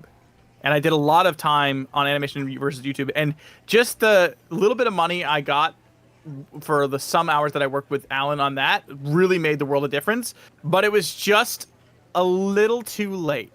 Like, I wasn't making enough money. I had to do something else. Because Alan was only doing like one thing at a time. It was like, I'll just do just this. And I'm experimenting with like hiring somebody to work. So I basically had $0 coming in from anything. I only did basically just this freelance work for Alan. And I think I did some other freelance work for like people in town and stuff, like really small things, nothing that would amount to like any consistent job or anything. So I went to selling my childhood Pokemon card collection. I legitimately was looking anywhere I could to make any money whatsoever. And I remembered, hey, Pokemon cards from when I was a kid could be worth something now. And I was selling my childhood collection on eBay. And I'm not kidding you, I was also flipping nickels on eBay. I'm not joking. What? The buffalo head nickels, you know, like the older buffalo head nickels, those sell for like $3 or $4 a piece. But you can go to a bank and just get a roll of nickels and check them, and randomly you'll get buffalo nickels. Oh my god! And so I was literally dude. going in and exchanging $5 or $4 for nickels, coming home, opening them, seeing if I can find a couple buffalo nickels, and then selling those for what I paid to get nickels. And then I would exchange those nickels back at the bank for more nickels, and just keep doing that. That's how I was doing anything I could. Money hack. Money hack. So you were just like barely surviving out there. Barely during this surviving. time. Wow. Yep. And that's when I started flipping Pokemon cards. And then that's what I started to do. I started to buy collections. I got connected with my buddy Garrett, who in town was working at a local game store, and he had people that would come into the store and be like, hey, I have a Pokemon card collection, you want to buy it? And he'd always say no, but I got really good at pricing Pokemon cards. I got really good at understanding the value of them. I thought a lot of them were undervalued, and so I'd say, hey, you know, if you ever have someone that come in with a collection, tell me, I'll go there really quick, and we'll check it out, and I'll give a price that's fair for you, and then I'll flip it. And so he would be like, oh yeah, you know, I'd be his Pokemon guy. I'd come in like basically like from Pawn Stars, right? He's like, I'll call my guy. I'd come in there and be like, yeah, this is like $100, and we'd pay out the customer. You're the Pokemon guy. I was legitimately the Pokemon guy, and I would buy the collection, and then me and my buddy would go live stream again, which was a newer concept. And I was one of the first people to live stream Pokemon sales. I did live Pokemon sale auctions. People did it on Facebook all the time, but no one did it live. And I had the cameras and the know-how, and that's how Average Ape Studios began. Average Ape Comics and Games was born, and that wasn't originally my thing. Average Ape Comics and Games was a comic group created by my buddy Garrett, and we used that entity to be where we would stream what we did for our Facebook, because it was a Facebook stream that we majority did to make our sales, mostly in comics. He was the comic guy. I did all the Pokemon card stuff, and then we had a store. This is where I disappear, where you guys don't see me anymore. I ran a store from 2017 till 2023, and 2016 to 2017 it was my buddy's store. And he had other things going on with his comic book world, and he just passed it officially off to me 2017 on to 2023. I had my own physical card store. But it all started from just flipping my childhood Pokemon card collection and flipping nickels, because I was that broke. Jesus. I mean, you still do it today, right? Like, it's still an ongoing business, right? I still do it now. I sell on eBay. I sell on my website. I do, usually every Friday, I do a live stream. I started doing a lot of content creation. I started learning a bunch about editing. That's when I met Sean Schemmel, the voice actor for Goku, and he came to my store and did a signing. And then COVID hit. I had to shut down my store. I started working directly with him to set up his Twitch, his whole Twitch account. I even flew out to his house and built his streaming room. And I had to learn to get better editing, because I became Sean Schemmel's online web editor for his YouTube. And that's where you can see here, like, I sell his signed posters that he takes to cons. So my 10-year-old self is really happy. My 10-year-old self is like freaking out, because I went from animating stick figures for a living to selling Pokemon cards for a living, and now Goku is my friend. That's so random to me. Just the whole Sean Schemmel just came out of nowhere, and I'm like, that's me. Is that you? Yeah, it was me. It was me, because I edit his videos, and I'm a tangible character in his world. So yeah, I throw him. There's like a quick cut of my face because he says something sketchy. So like, it's so crazy how you just know Goku now just from like all this stuff. It is very weird. Goku. It's very weird, dude. I trust it. It's not lost on me at all. It's very. Again, I think the 10-year-old version of myself. If I could meet my 10-year-old self, I'd be like, dude, guess you're not gonna fucking believe this. Boy, it's a wow. I'm just gonna shake him by the shoulders, like, oh my god, I'm so excited for you. You have no idea. Yeah, but you have to warn him first. Like, dude, you're gonna be extremely depressed for a This is a gonna couple suck. of years and very, very broke. But Yeah. it's gonna work out. Don't jump off any high ledges. It's gonna work out, I Yes. promise. Okay, it's gonna get rough for Oh a my while, God. but it's gonna be so weird. I promise. That's so crazy. Oh my Yeah, gosh. so that's where I was gone. I was running a store. I was doing content creation. I've been editing videos for Sean Schemmel, and like on and off because he is obviously crazy busy, but he still wants to create his space for online, and I help him with his web editing and producing his web stuff. Yeah. But yeah, and now I'm back. Yeah, So- and like obviously, like it's you know, good things have happened, but you know, Yeah. I've also heard of like the crazy stuff that's happened. Like we've heard someone broke into your card business shop, right? Yes. And So that was like a Oh my huge God, hit to yeah. you. You kind of want to explain what happened? yeah. there? So the reason why the store doesn't exist anymore was COVID was very hard. I was very respectful of COVID. I actually shut my store down 2 weeks before anything was stated that you needed to do so. I didn't want to be. I was very, very respectful of that, and I kept my store shut down the whole time, which wasn't so big of a deal because majority of the sales happened through my stream, so I was okay with having my physical store being closed for the most part. Yeah. But in 2023, the middle of 2023, one Sunday, the store got broken into, like 2 or 3 o'clock in the morning, something like that. They went in through my side door, which was like a bank vault door. It was like a very heavy door, but they must have spent like an hour back there getting it open because it was really messed up. Jesus. And Yeah. they just so happened that when they opened that door, my internet is right there, like my security system plug-in thing, my Wi-Fi router and everything was right there, and they just yanked it Yeah. out of the wall. And yeah, they stole Oh a my ton God. from the store. I thought I could do it. Like I thought I could make it. I had insurance, but the problem is during 2023, Pokemon was exploding in price. Like things Yeah. that were worth $300 went up to like $10,000. So Oh my God. and things that were worth $2,500 were worth $100,000. And that's not that's actually what happened. Jesus. I had a booster box that I saw, a base set Pokemon booster box. I sold just before COVID for $2,500. During COVID, What? it sold for $78,000. That like the same box. Oh my Just- God. yeah. So the problem was, oh my God, I can't believe they actually had that. During that time, my insurance like didn't cover it all. So like, and I had full coverage for everything, but Yeah. because in like a 6-month window, it went from like, you know, $30,000 being worth $200,000. Bro, there you are on the news. Yep, for all the stuff that was stolen from the store, basically what I did is I had insurance pay everyone else out that was like products that weren't mine, because I was doing a lot of commission sales for people. Yeah. So anyone who had product that I had that wasn't mine, that was stolen, I paid them out, and all of my own stuff I just lost. And Yeah. after all of that was shaken down and said and done, I still owed like $30,000. And Wow. the Jeez. monthly, yeah, this is the store. This is what I walked Ooh. into. That was the door Oh they my went through. Damn. Everything said and done, basically the amount I had to pay per month was basically the same cost as having the store per month. So I tried and tried. Sean helped, I did work for him, and I kept trying to keep it afloat, but I just couldn't. I couldn't keep the store open, and pay the debt at the same time. So I had to close the Yeah. store, and then for the next year, which is why there was still a year after before you guys saw anything with me at all. I had to work for an entire year here with basically the store in my house and streaming from my little tiny office Pokemon streams for a year to pay off that debt. Wow. Yeah, That's that's crazy, what I. man. Yeah. What I will say about you that I really respect and appreciate is how resilient you are.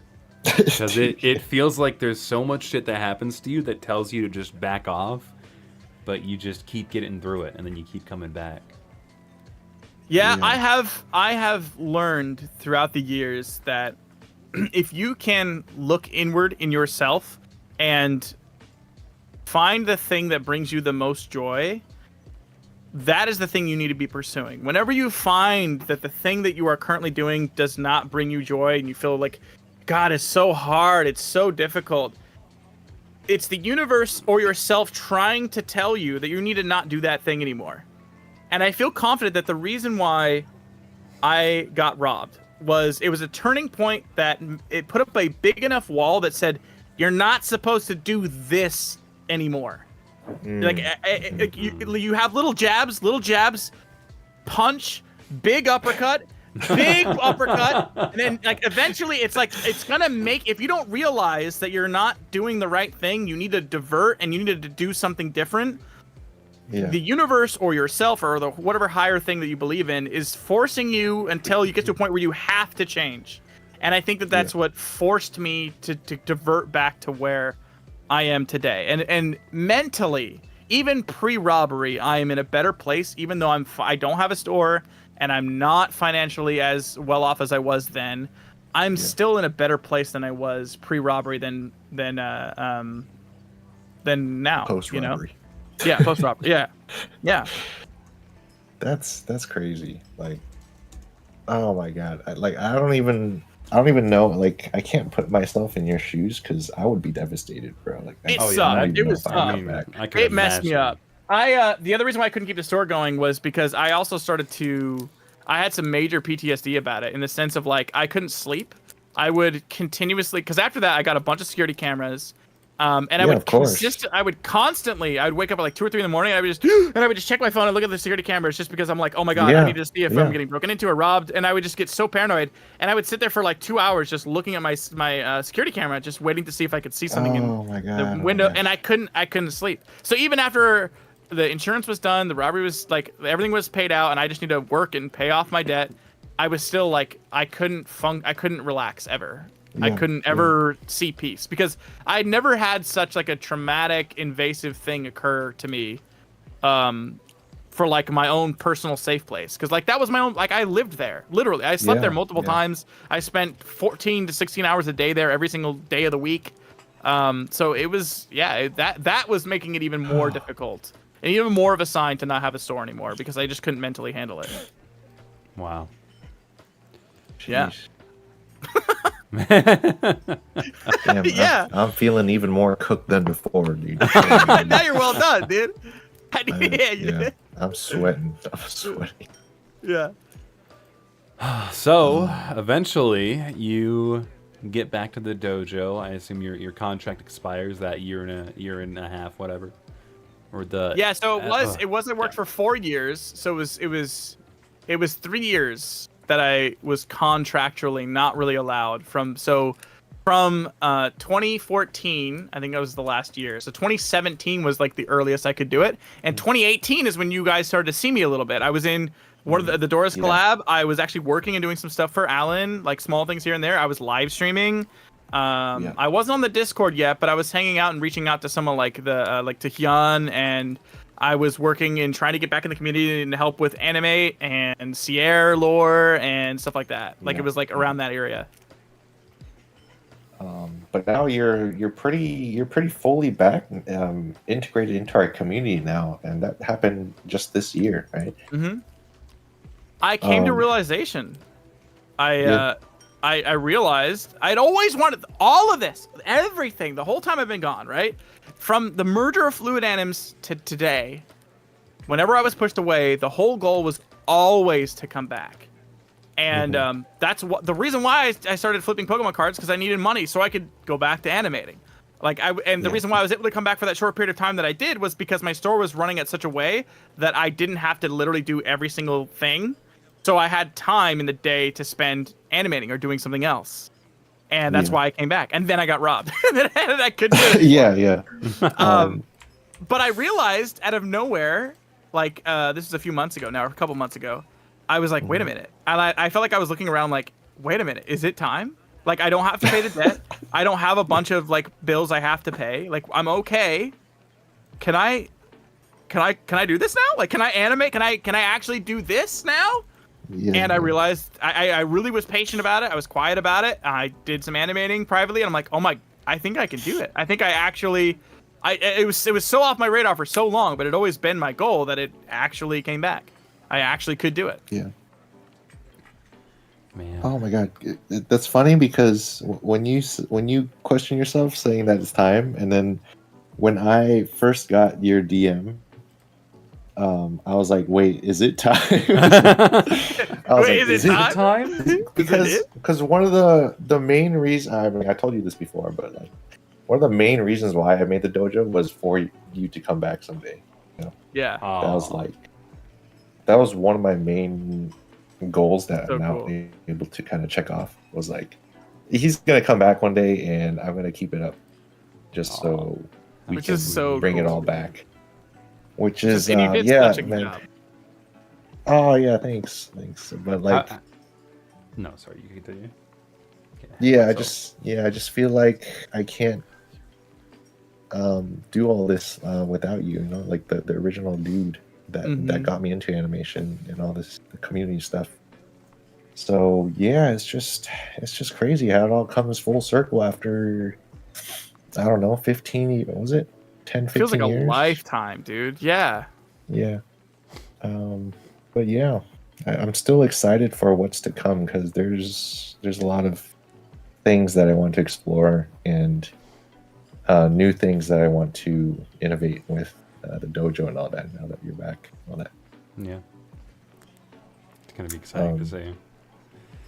But yeah, yeah. What were you saying, Anton? I'm sorry. I was gonna ask, like, Stone, what was it like in your perspective, like not being able to interact with the community, but still seeing how everything's going? Like, did you keep a close eye Excruciating. on it?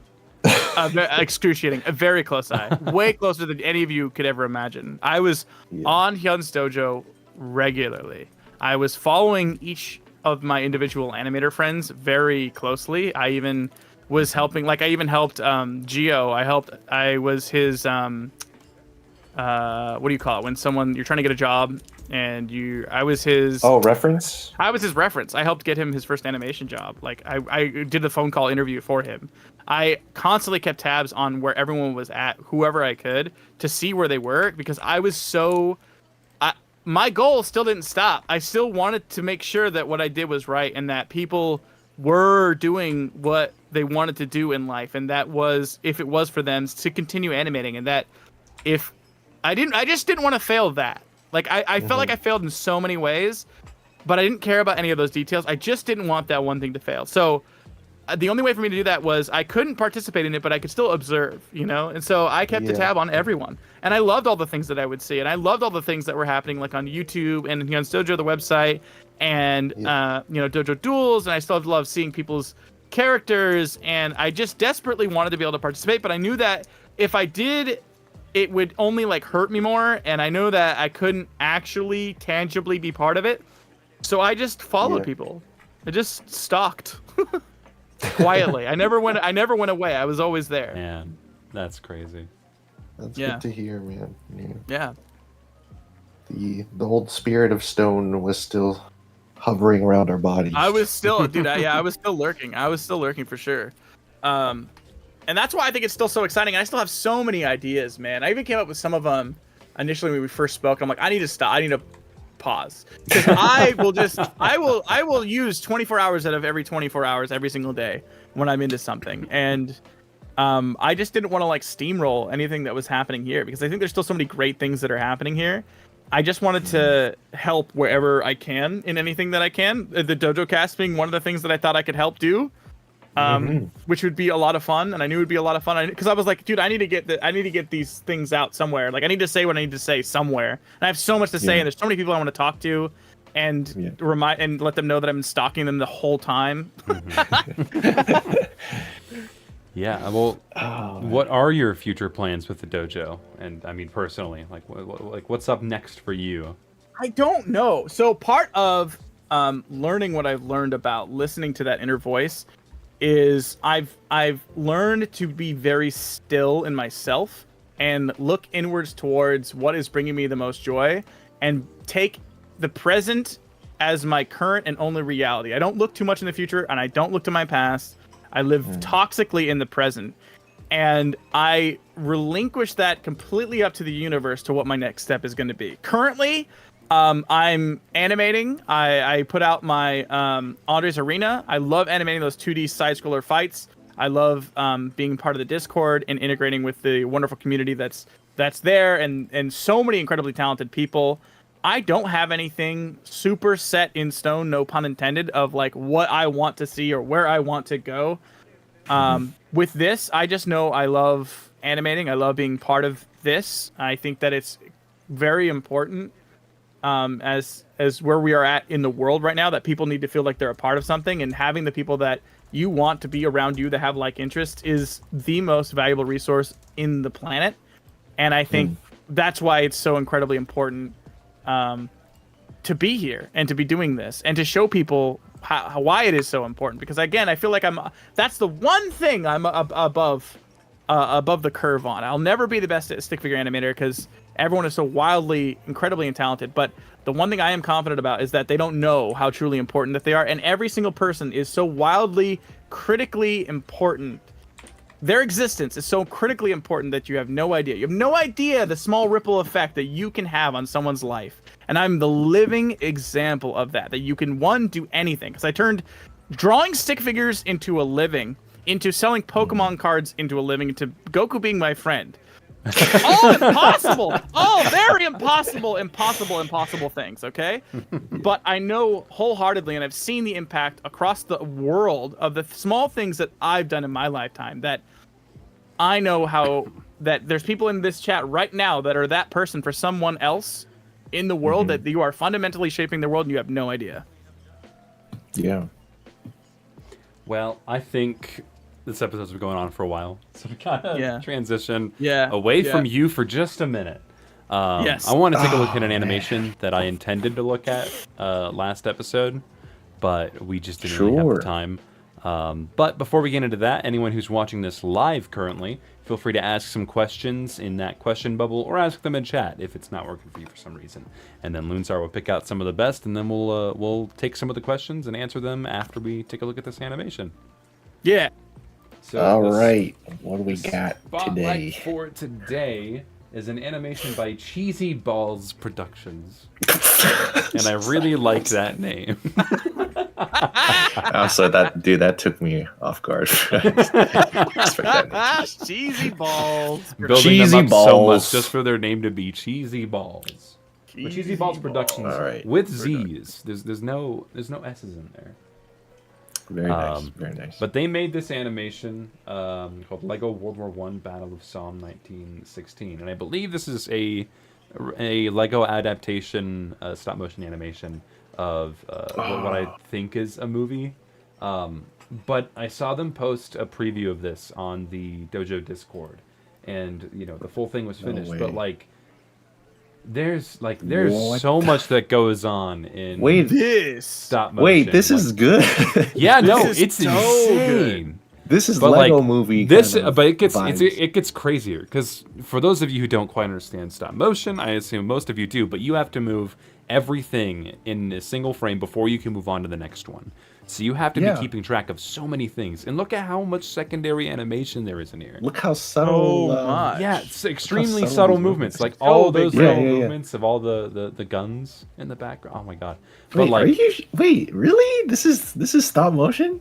This is stop motion, yes. This is stop motion, yeah. Because I'll point it out when we get to the moment, but like, it's just so impressive, because I believe this is all done by one. It was done by CheezyBallz. That's just great. That's just so funny. He's CheezyBallz production, and this is like 5D chess level of impressive, Dude, it is. But like, I mean, he could get a contract with forward. The lighting. So when they all decide to charge and go into battle, right? Like, look at these like far distance, like this shot. And look at that frame. That takes so much frame. planning. The fucking ground level shots. Like, these are That's insane. And they even implement some visual effects here pretty soon. Right here. Okay, yeah, that I stuff see. is my crazy. God. I just want to like go in and look at like some of these explosions frame by frame, because I love analyzing this stuff.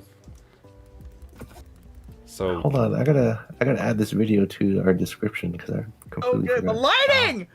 Look at that. Glow. Like how like that must have been like some small bit of like putty or Play-Doh like or something. Illuminated by light. Yeah, well then, like, I don't know what the thing raising up to the like out of the screen. I don't know if that's like something they just drew in post. Like, I don't know how much post work Yeah, was done yeah, who digitally. knows? But I mean, clearly they had. I assume that they had like a flashlight and they focused it in on that one spot on the floor. And Yeah. then if we keep going, like you Just see like that the same minor. flashlight. Oh my god, they had like the details of the effects. It's so creative though. The I camera love angles are it. also so good. Oh yeah, like the camera's fully animated. So they even, not only did they have to keep track of all the effects, the lighting, the shots, the frames, every single character, they have to focus on the camera. Yeah. There's so Which is much really going good, on by the way, the all at camera same time. movement. Oh yeah, it's so good. I appreciate animations, but stop motion animation is like a whole nother level of appreciation. What It's is kind of that?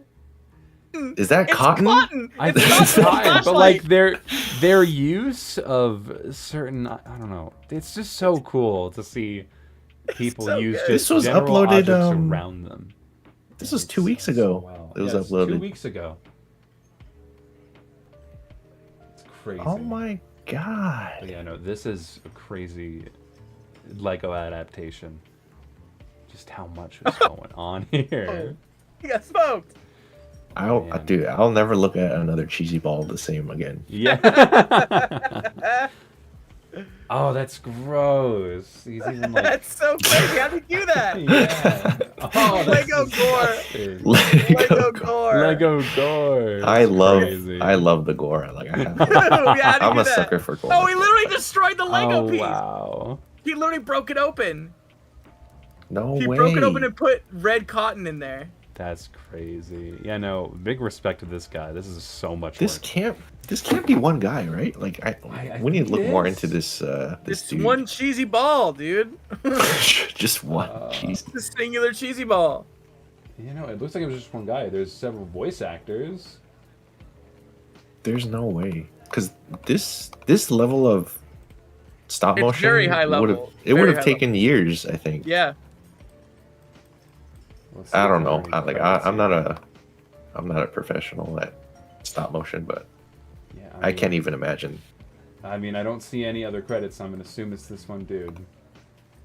All right, well, Like whether this was made by one dude or a team of people. Or a team, either way. Yeah. Like Voice cast. voice cast. Yeah, so he's crediting all the vocal artists, but yeah, he doesn't credit any other visual artists. So I'm led That's to believe crazy. that it's all this one dude. Which, if that's the case, that's incredible. Oh, good.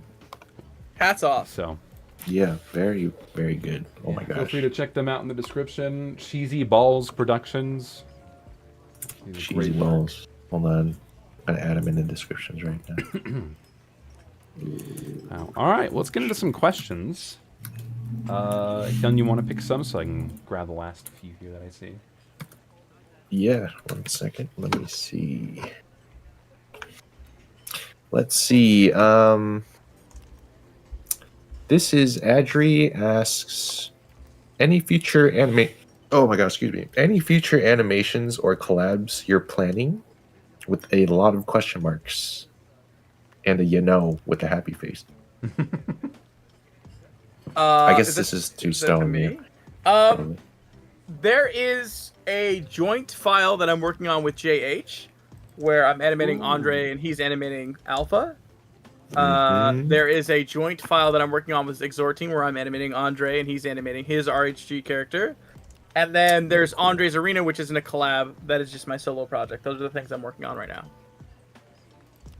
So you already have a lot of stuff in the works. Yeah, some stuff in the works. Getting right into it. Yeah. I like that.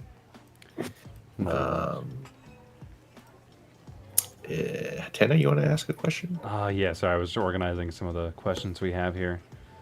Rojaki asks, did you know? I did, actually. I've known for a while, Oh, you do? honestly. For a moment, I didn't, and that was the thing, was I really had to work on myself to find out that I did know. But do you know? Do you really Well, know? I mean, but googly going, so, you know. I don't That's think he just knows. about, that's all I I needed to think he say. knows. Oh, yeah, $10 super chat from Thesavoir. OMG, Hyun is Hey. alive. Where Dojo 2.2. Hey, no, it's coming, bro. It's coming. Trust me, dude. Trust me this time. It's coming. Thank you for the donation, though. That's awesome. But yeah, I don't think you know. Like, did you know? Did you know? Movement. I don't That's know. the thing is, Is the- before hang on. he was born, I knew. How about that? Yeah, I don't know anything. Hold on. Where do you guys get Did to you know? know that movement carries the animation the most? What? Who said that? Yes. Sorry. Asterisk. Okay, sorry. As a inside joke. Anyway, a real question: will Andre become a duelist from Handunu? By the way. I don't think so. I think he'll stay as an RHG character, but he's already fighting against duelists. I think he's going to become a bridge between Ooh, worlds Interesting. Interesting. because he's currently in a different world, bridging between worlds. That is interesting to think about. Kiddo Cat X asks, Stony Pony, you have Yes. mentioned in other episode that you still have files from FluidAnims. I do. I think it's fun to pick through stuff like that. So, are there any plans to make it public? I don't really know how I would do it in a healthy way, I guess. It's a lot. I don't really know precisely where the hard drive is. I do know that it exists and that it's here somewhere. But I don't know... Because, okay, here's the thing. It's a database of a ton of files, and they're all of the files that had the original names of the users when they uploaded them. So your favorite animation could be named Questive Wuxix's test 1.7.swf. Yeah. And it's a bajillion of those. And every once in a while, you'll be like, oh, that's a recognizable name. Click that, and you're like, oh, nope, it's a tribute, and it has nothing to do with it. And a lot of the files are nothing burgers. You know, it's probably looking at 1,000 files, and 200 of them maybe are okay, and 20 of them are good, you know? It's that kind of scenario. But nothing tangible currently, but they're not dead completely. They exist. Maybe we should have a stream someday of just going through old FluidAnims animations. Dude, I thought... Maybe that could be a honestly... future episode of Dojocast. Okay, hear me out. I've theorized doing a thing where I'm live and I just go over animations and talk, like almost like a live Stone review, but also doing that same thing. Because I could talk about this stuff, I think, with an infinite... I think I talk about forever. I think there's an infinite amount of animations I can watch and talk about, and an infinite amount of things I can go on and expand on. So that could be a thing that happens, you know? Yeah, why not? I Why mean, not? once we run out of content, we can just dig back into old content. That's what I'm talking about, dude. Mr. Burns hands, you know what I mean? Excellent. All right, sorry, I'm still filtering through questions. My apologies. You're fine. What is the most rewarding aspect of working in animation for you? From Daylight Cyan. Is that to everyone? I think Yeah. these are I mean, directed to Stone, maybe? Or I don't know. They didn't I'll- specify, so we could Okay, all I'll- answer it, but primarily you. Okay. Yeah. My favorite thing is that when you are creating something, you are taking something that does not exist at all, and you're bringing something out of your mind into the tangible world in a way that can impact other people's lives, and you're able to express yourself in a way that you physically may not be able to currently express yourself. So I think it is truly, by all means of details of being able to describe it, magic. It is magic. So it feels like grabbing magic. That's true. I mean, I think one of the advantages of being an animator, I mean, yeah, it takes a lot of time, but at least you can make things, give life to things that no one else could, you know? Yeah, you're bringing stuff to life. There's so many things that I've animated that either A, aren't even possible for a human body to do, or B, are not even something that I thought that existed in my mind. Like, I never learned how to do fighting moves or karate or Muay Thai or anything, but somehow a lot of this stuff existed in my brain, and I was able to pull it from where exactly? I don't know, from thin air in my mind, and Exactly. step by step put it onto digital paper and bring it to life. So it is magic by all Yeah. angles that you look at it. I mean, like, I've died 3 times over, and now You I have. have a chicken I'm body. talking to a chicken body Hyun right now. That was served to us. Where's that waiter, Yeah. by the way? Is he gonna bring our check over? We've been here for I know. well over 2 hours at this point. Yeah, and for this place being as fancy as it is, it's really not busy tonight. Did you book the whole place? Well, I think everyone's scared because we're stick figures, so they're on the other side of the restaurant. Oh, I do see them. Hey guys, yeah, no, Jesus I get it Christ. now. We are Yeah. 2D, two-frame characters. Yeah, I in mean, a notice 3D the realm. only waiter that we got was also a stick figure. True. So they I guess that was they freelanced that. They have a one, like when some restaurants have somebody who speak another language so that they can order. They had an actual 2D waiter prepared and waiting just in case they had 2D characters come into the restaurant. So I guess that's nice. They're accommodating. That is that. Do you think that like all the other? Do you think that one waiter goes to visit other people? I don't think so. Maybe they have to animate his interactions with us, and that's why it's taking so long. How much is that guy getting paid? That's impressive. I'll give him 5% tip. 5%. 5%. We don't even know what the Damn. bill is. I haven't eaten anything, and Yeah, neither have you're starting to look Hey, good. don't look at me. Get your eyes off. All right, next question. Next question. Solomon asks, what would you consider to be a good set of steps to develop your channel into a business? Ooh, I like this could question be a lot. either of you guys. Do you want to go, Hyun? I mean, I think to develop your channel into a business, I think Stone would be more inclined to answer this because, like, my business knowledge is very not good. I just happen to be in a position to make a business from this community, but by far, it's not the most profitable business for sure. So, Yeah.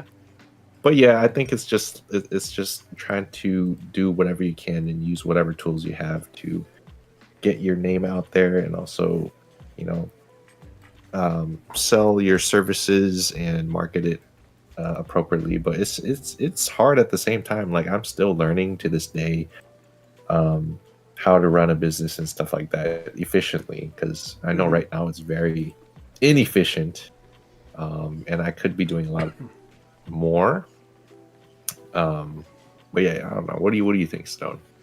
I think fundamentally, growth online comes from being truly authentic to yourself. So at the core of whatever it is that you're deciding to do, you have to make sure it's something that you enjoy doing and you enjoy sharing with other people. I would never, I would say that the majority of people who fail in building something online is because they want the result. They don't want to create the thing. They're like, oh, I want 100,000 subs, so I guess my videos are going to be about wanting 100,000 subs. No, you make a video where 100,000 people want to see it. So find something that you enjoy doing, fall toxically in love doing it, keep creating it and sharing it with other people, and people will be drawn to your joy that you are sharing with the world. And that could be across anything, across any tangible product, across any digital product. If you are creating something that brings joy for other people, that is a fundamental great start. Beyond that, if you're drawing attention to people, you can do merchandise, you get ad revenue sales, you can do brand deals, you can do Patreon, there's many different facets of you can take. It just depends on what it is that you are trying to create and what fits best for you. Yeah. Very nice. All right, Luke HD asks to Stone, as the creator of RHG, do you have any advice or ideas to make the Dojo duel system better and more appealing to people?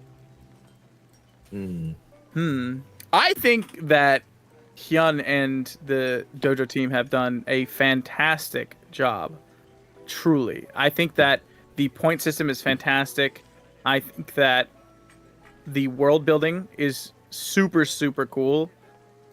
I don't have any tangible in the moment things that I'd be like, this is a glaring issue that has to be resolved, or this needs to be taken care of or changed in any way. I think it more so comes down to just simply getting people reinvigorated and excited about animating each other's characters and producing more things around that, which has nothing to do with the system itself. It's really almost an intangible magic that you have to create through getting people excited, which again is so vague, but That is truly the core of it. You have to find something. If I had to give any advice, it would be find something that could be exciting to get people going about animating their characters. Whether that be events or challenges or something new for the system. I don't know what that exactly is, but I have no notes as far as issues or changes that need to happen for any tangible change to occur currently. I think personally, for me, it's probably the world that we've created. Mm-hmm. It's cool, but I feel like it's too set in stone. So Mm-hmm. I like things being fluid. I know yes, that's yes, so exactly. many. That's so many puns at once. Set in stone and fluid. I get it, but it's true. The biggest thing, the best. Let me give you this example. When Gilded Guy came to me and he was like, "Hey, can I use Andre for my next upcoming?" I was immediately hard yes. He's like, "Well, kid, is it okay if I do this? And what if I do?" I'm like, "Yep, yes." I say yes because the freedom of sharing your character and sharing your ideas, that's where the magic comes. And when it comes to creativity, being able to create exactly what you want, the way that you want to create it, will always give the best net results. And if you have a bunch of people doing that with their own characters interacting with others, that's where the best stuff is created. And that's what gets people the most excited, and that's what gets more and more people doing that. Gets more and more people excited, which more and more animations, and that's what creates that world. That's what creates long-lasting characters that people know 10, 15 years after the original animator even animated the character last. Exactly. Yeah. Mm-hmm. So I think that's one of the things that I wanted to kind of change going forward, is to kind of have people's characters make some, I don't know, lasting changes or ongoing changes to the world. And it's the most important thing. Yeah, everyone's character would have some kind of effect with the lore and all that stuff, instead of it just being, a set in stone thing that they can just use if they want to. I think it'll be more exciting if it can be a very fluid, ongoing story based on everyone's. If people feel like they can impact that world, exactly. they will step into it. You don't want them to feel like they're parallel with the world and the world exists and then they're over here. Allow them to participate in it. Create, for instance, I don't know, create an event where a specific region is under attack, and this is totally off the top of my head. The specific region is under attack, and this one artifact needs to be saved.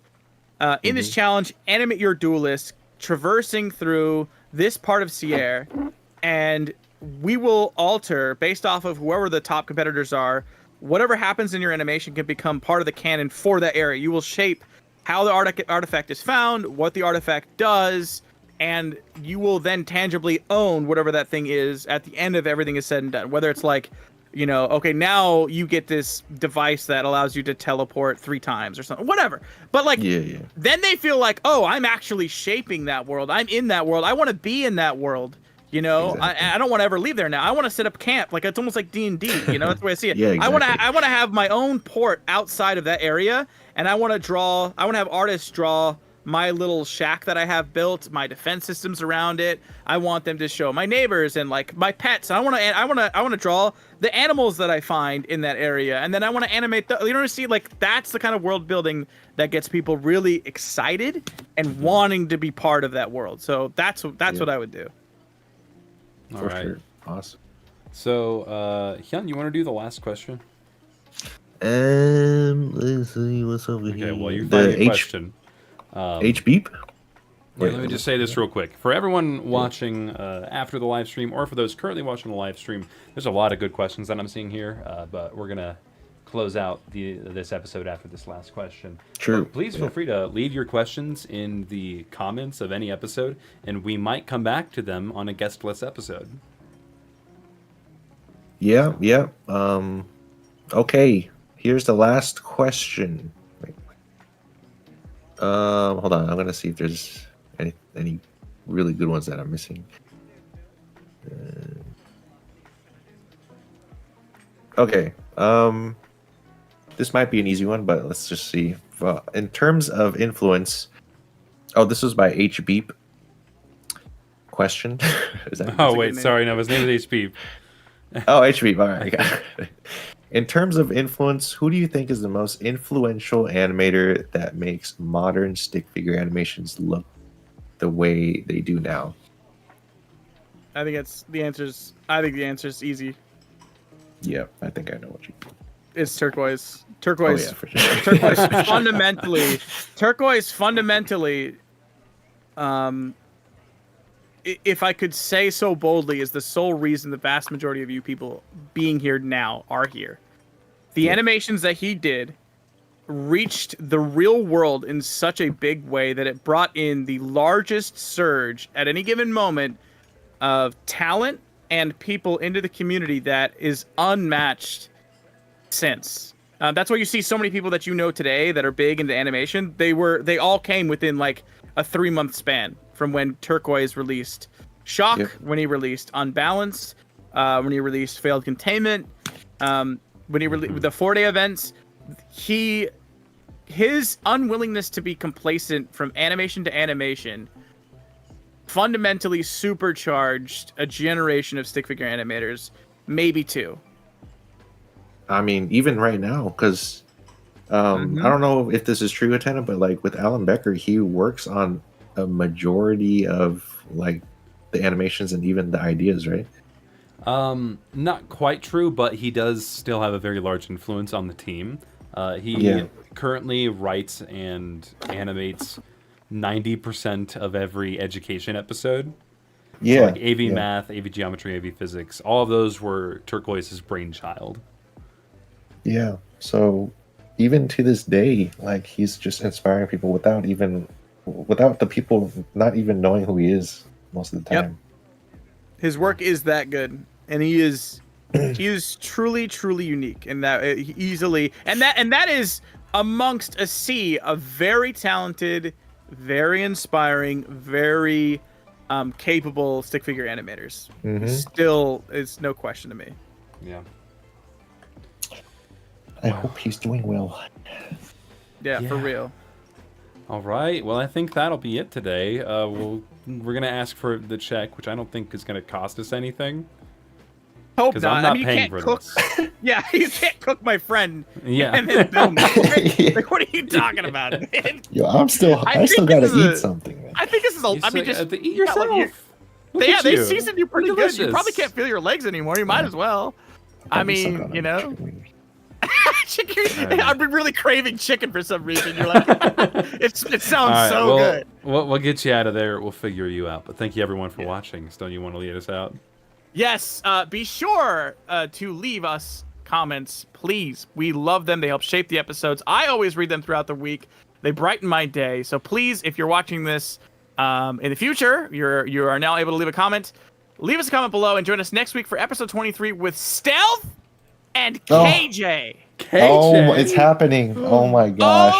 You only need 2 letters next week. KJ. We're gonna say that. I guarantee the next thumbnail is just gonna be KJ. Just the 2 letters. It's finally happening. Oh my gosh. It's happening. I wish I was gone a little bit longer for the next episode cast, but unfortunately I'll be back. I'll be there. Yeah. No, I scheduled this specifically so you would have to be there. Yes, Oh KJ my when? KJ goodness. now. You're welcome. You're welcome. Listen, if we're going down, you're going down with us. Oh dear. All right. I'll get ready. All right. Yeah. Goodbye. Okay. Bye. Okay, thank you guys. See you. Bye.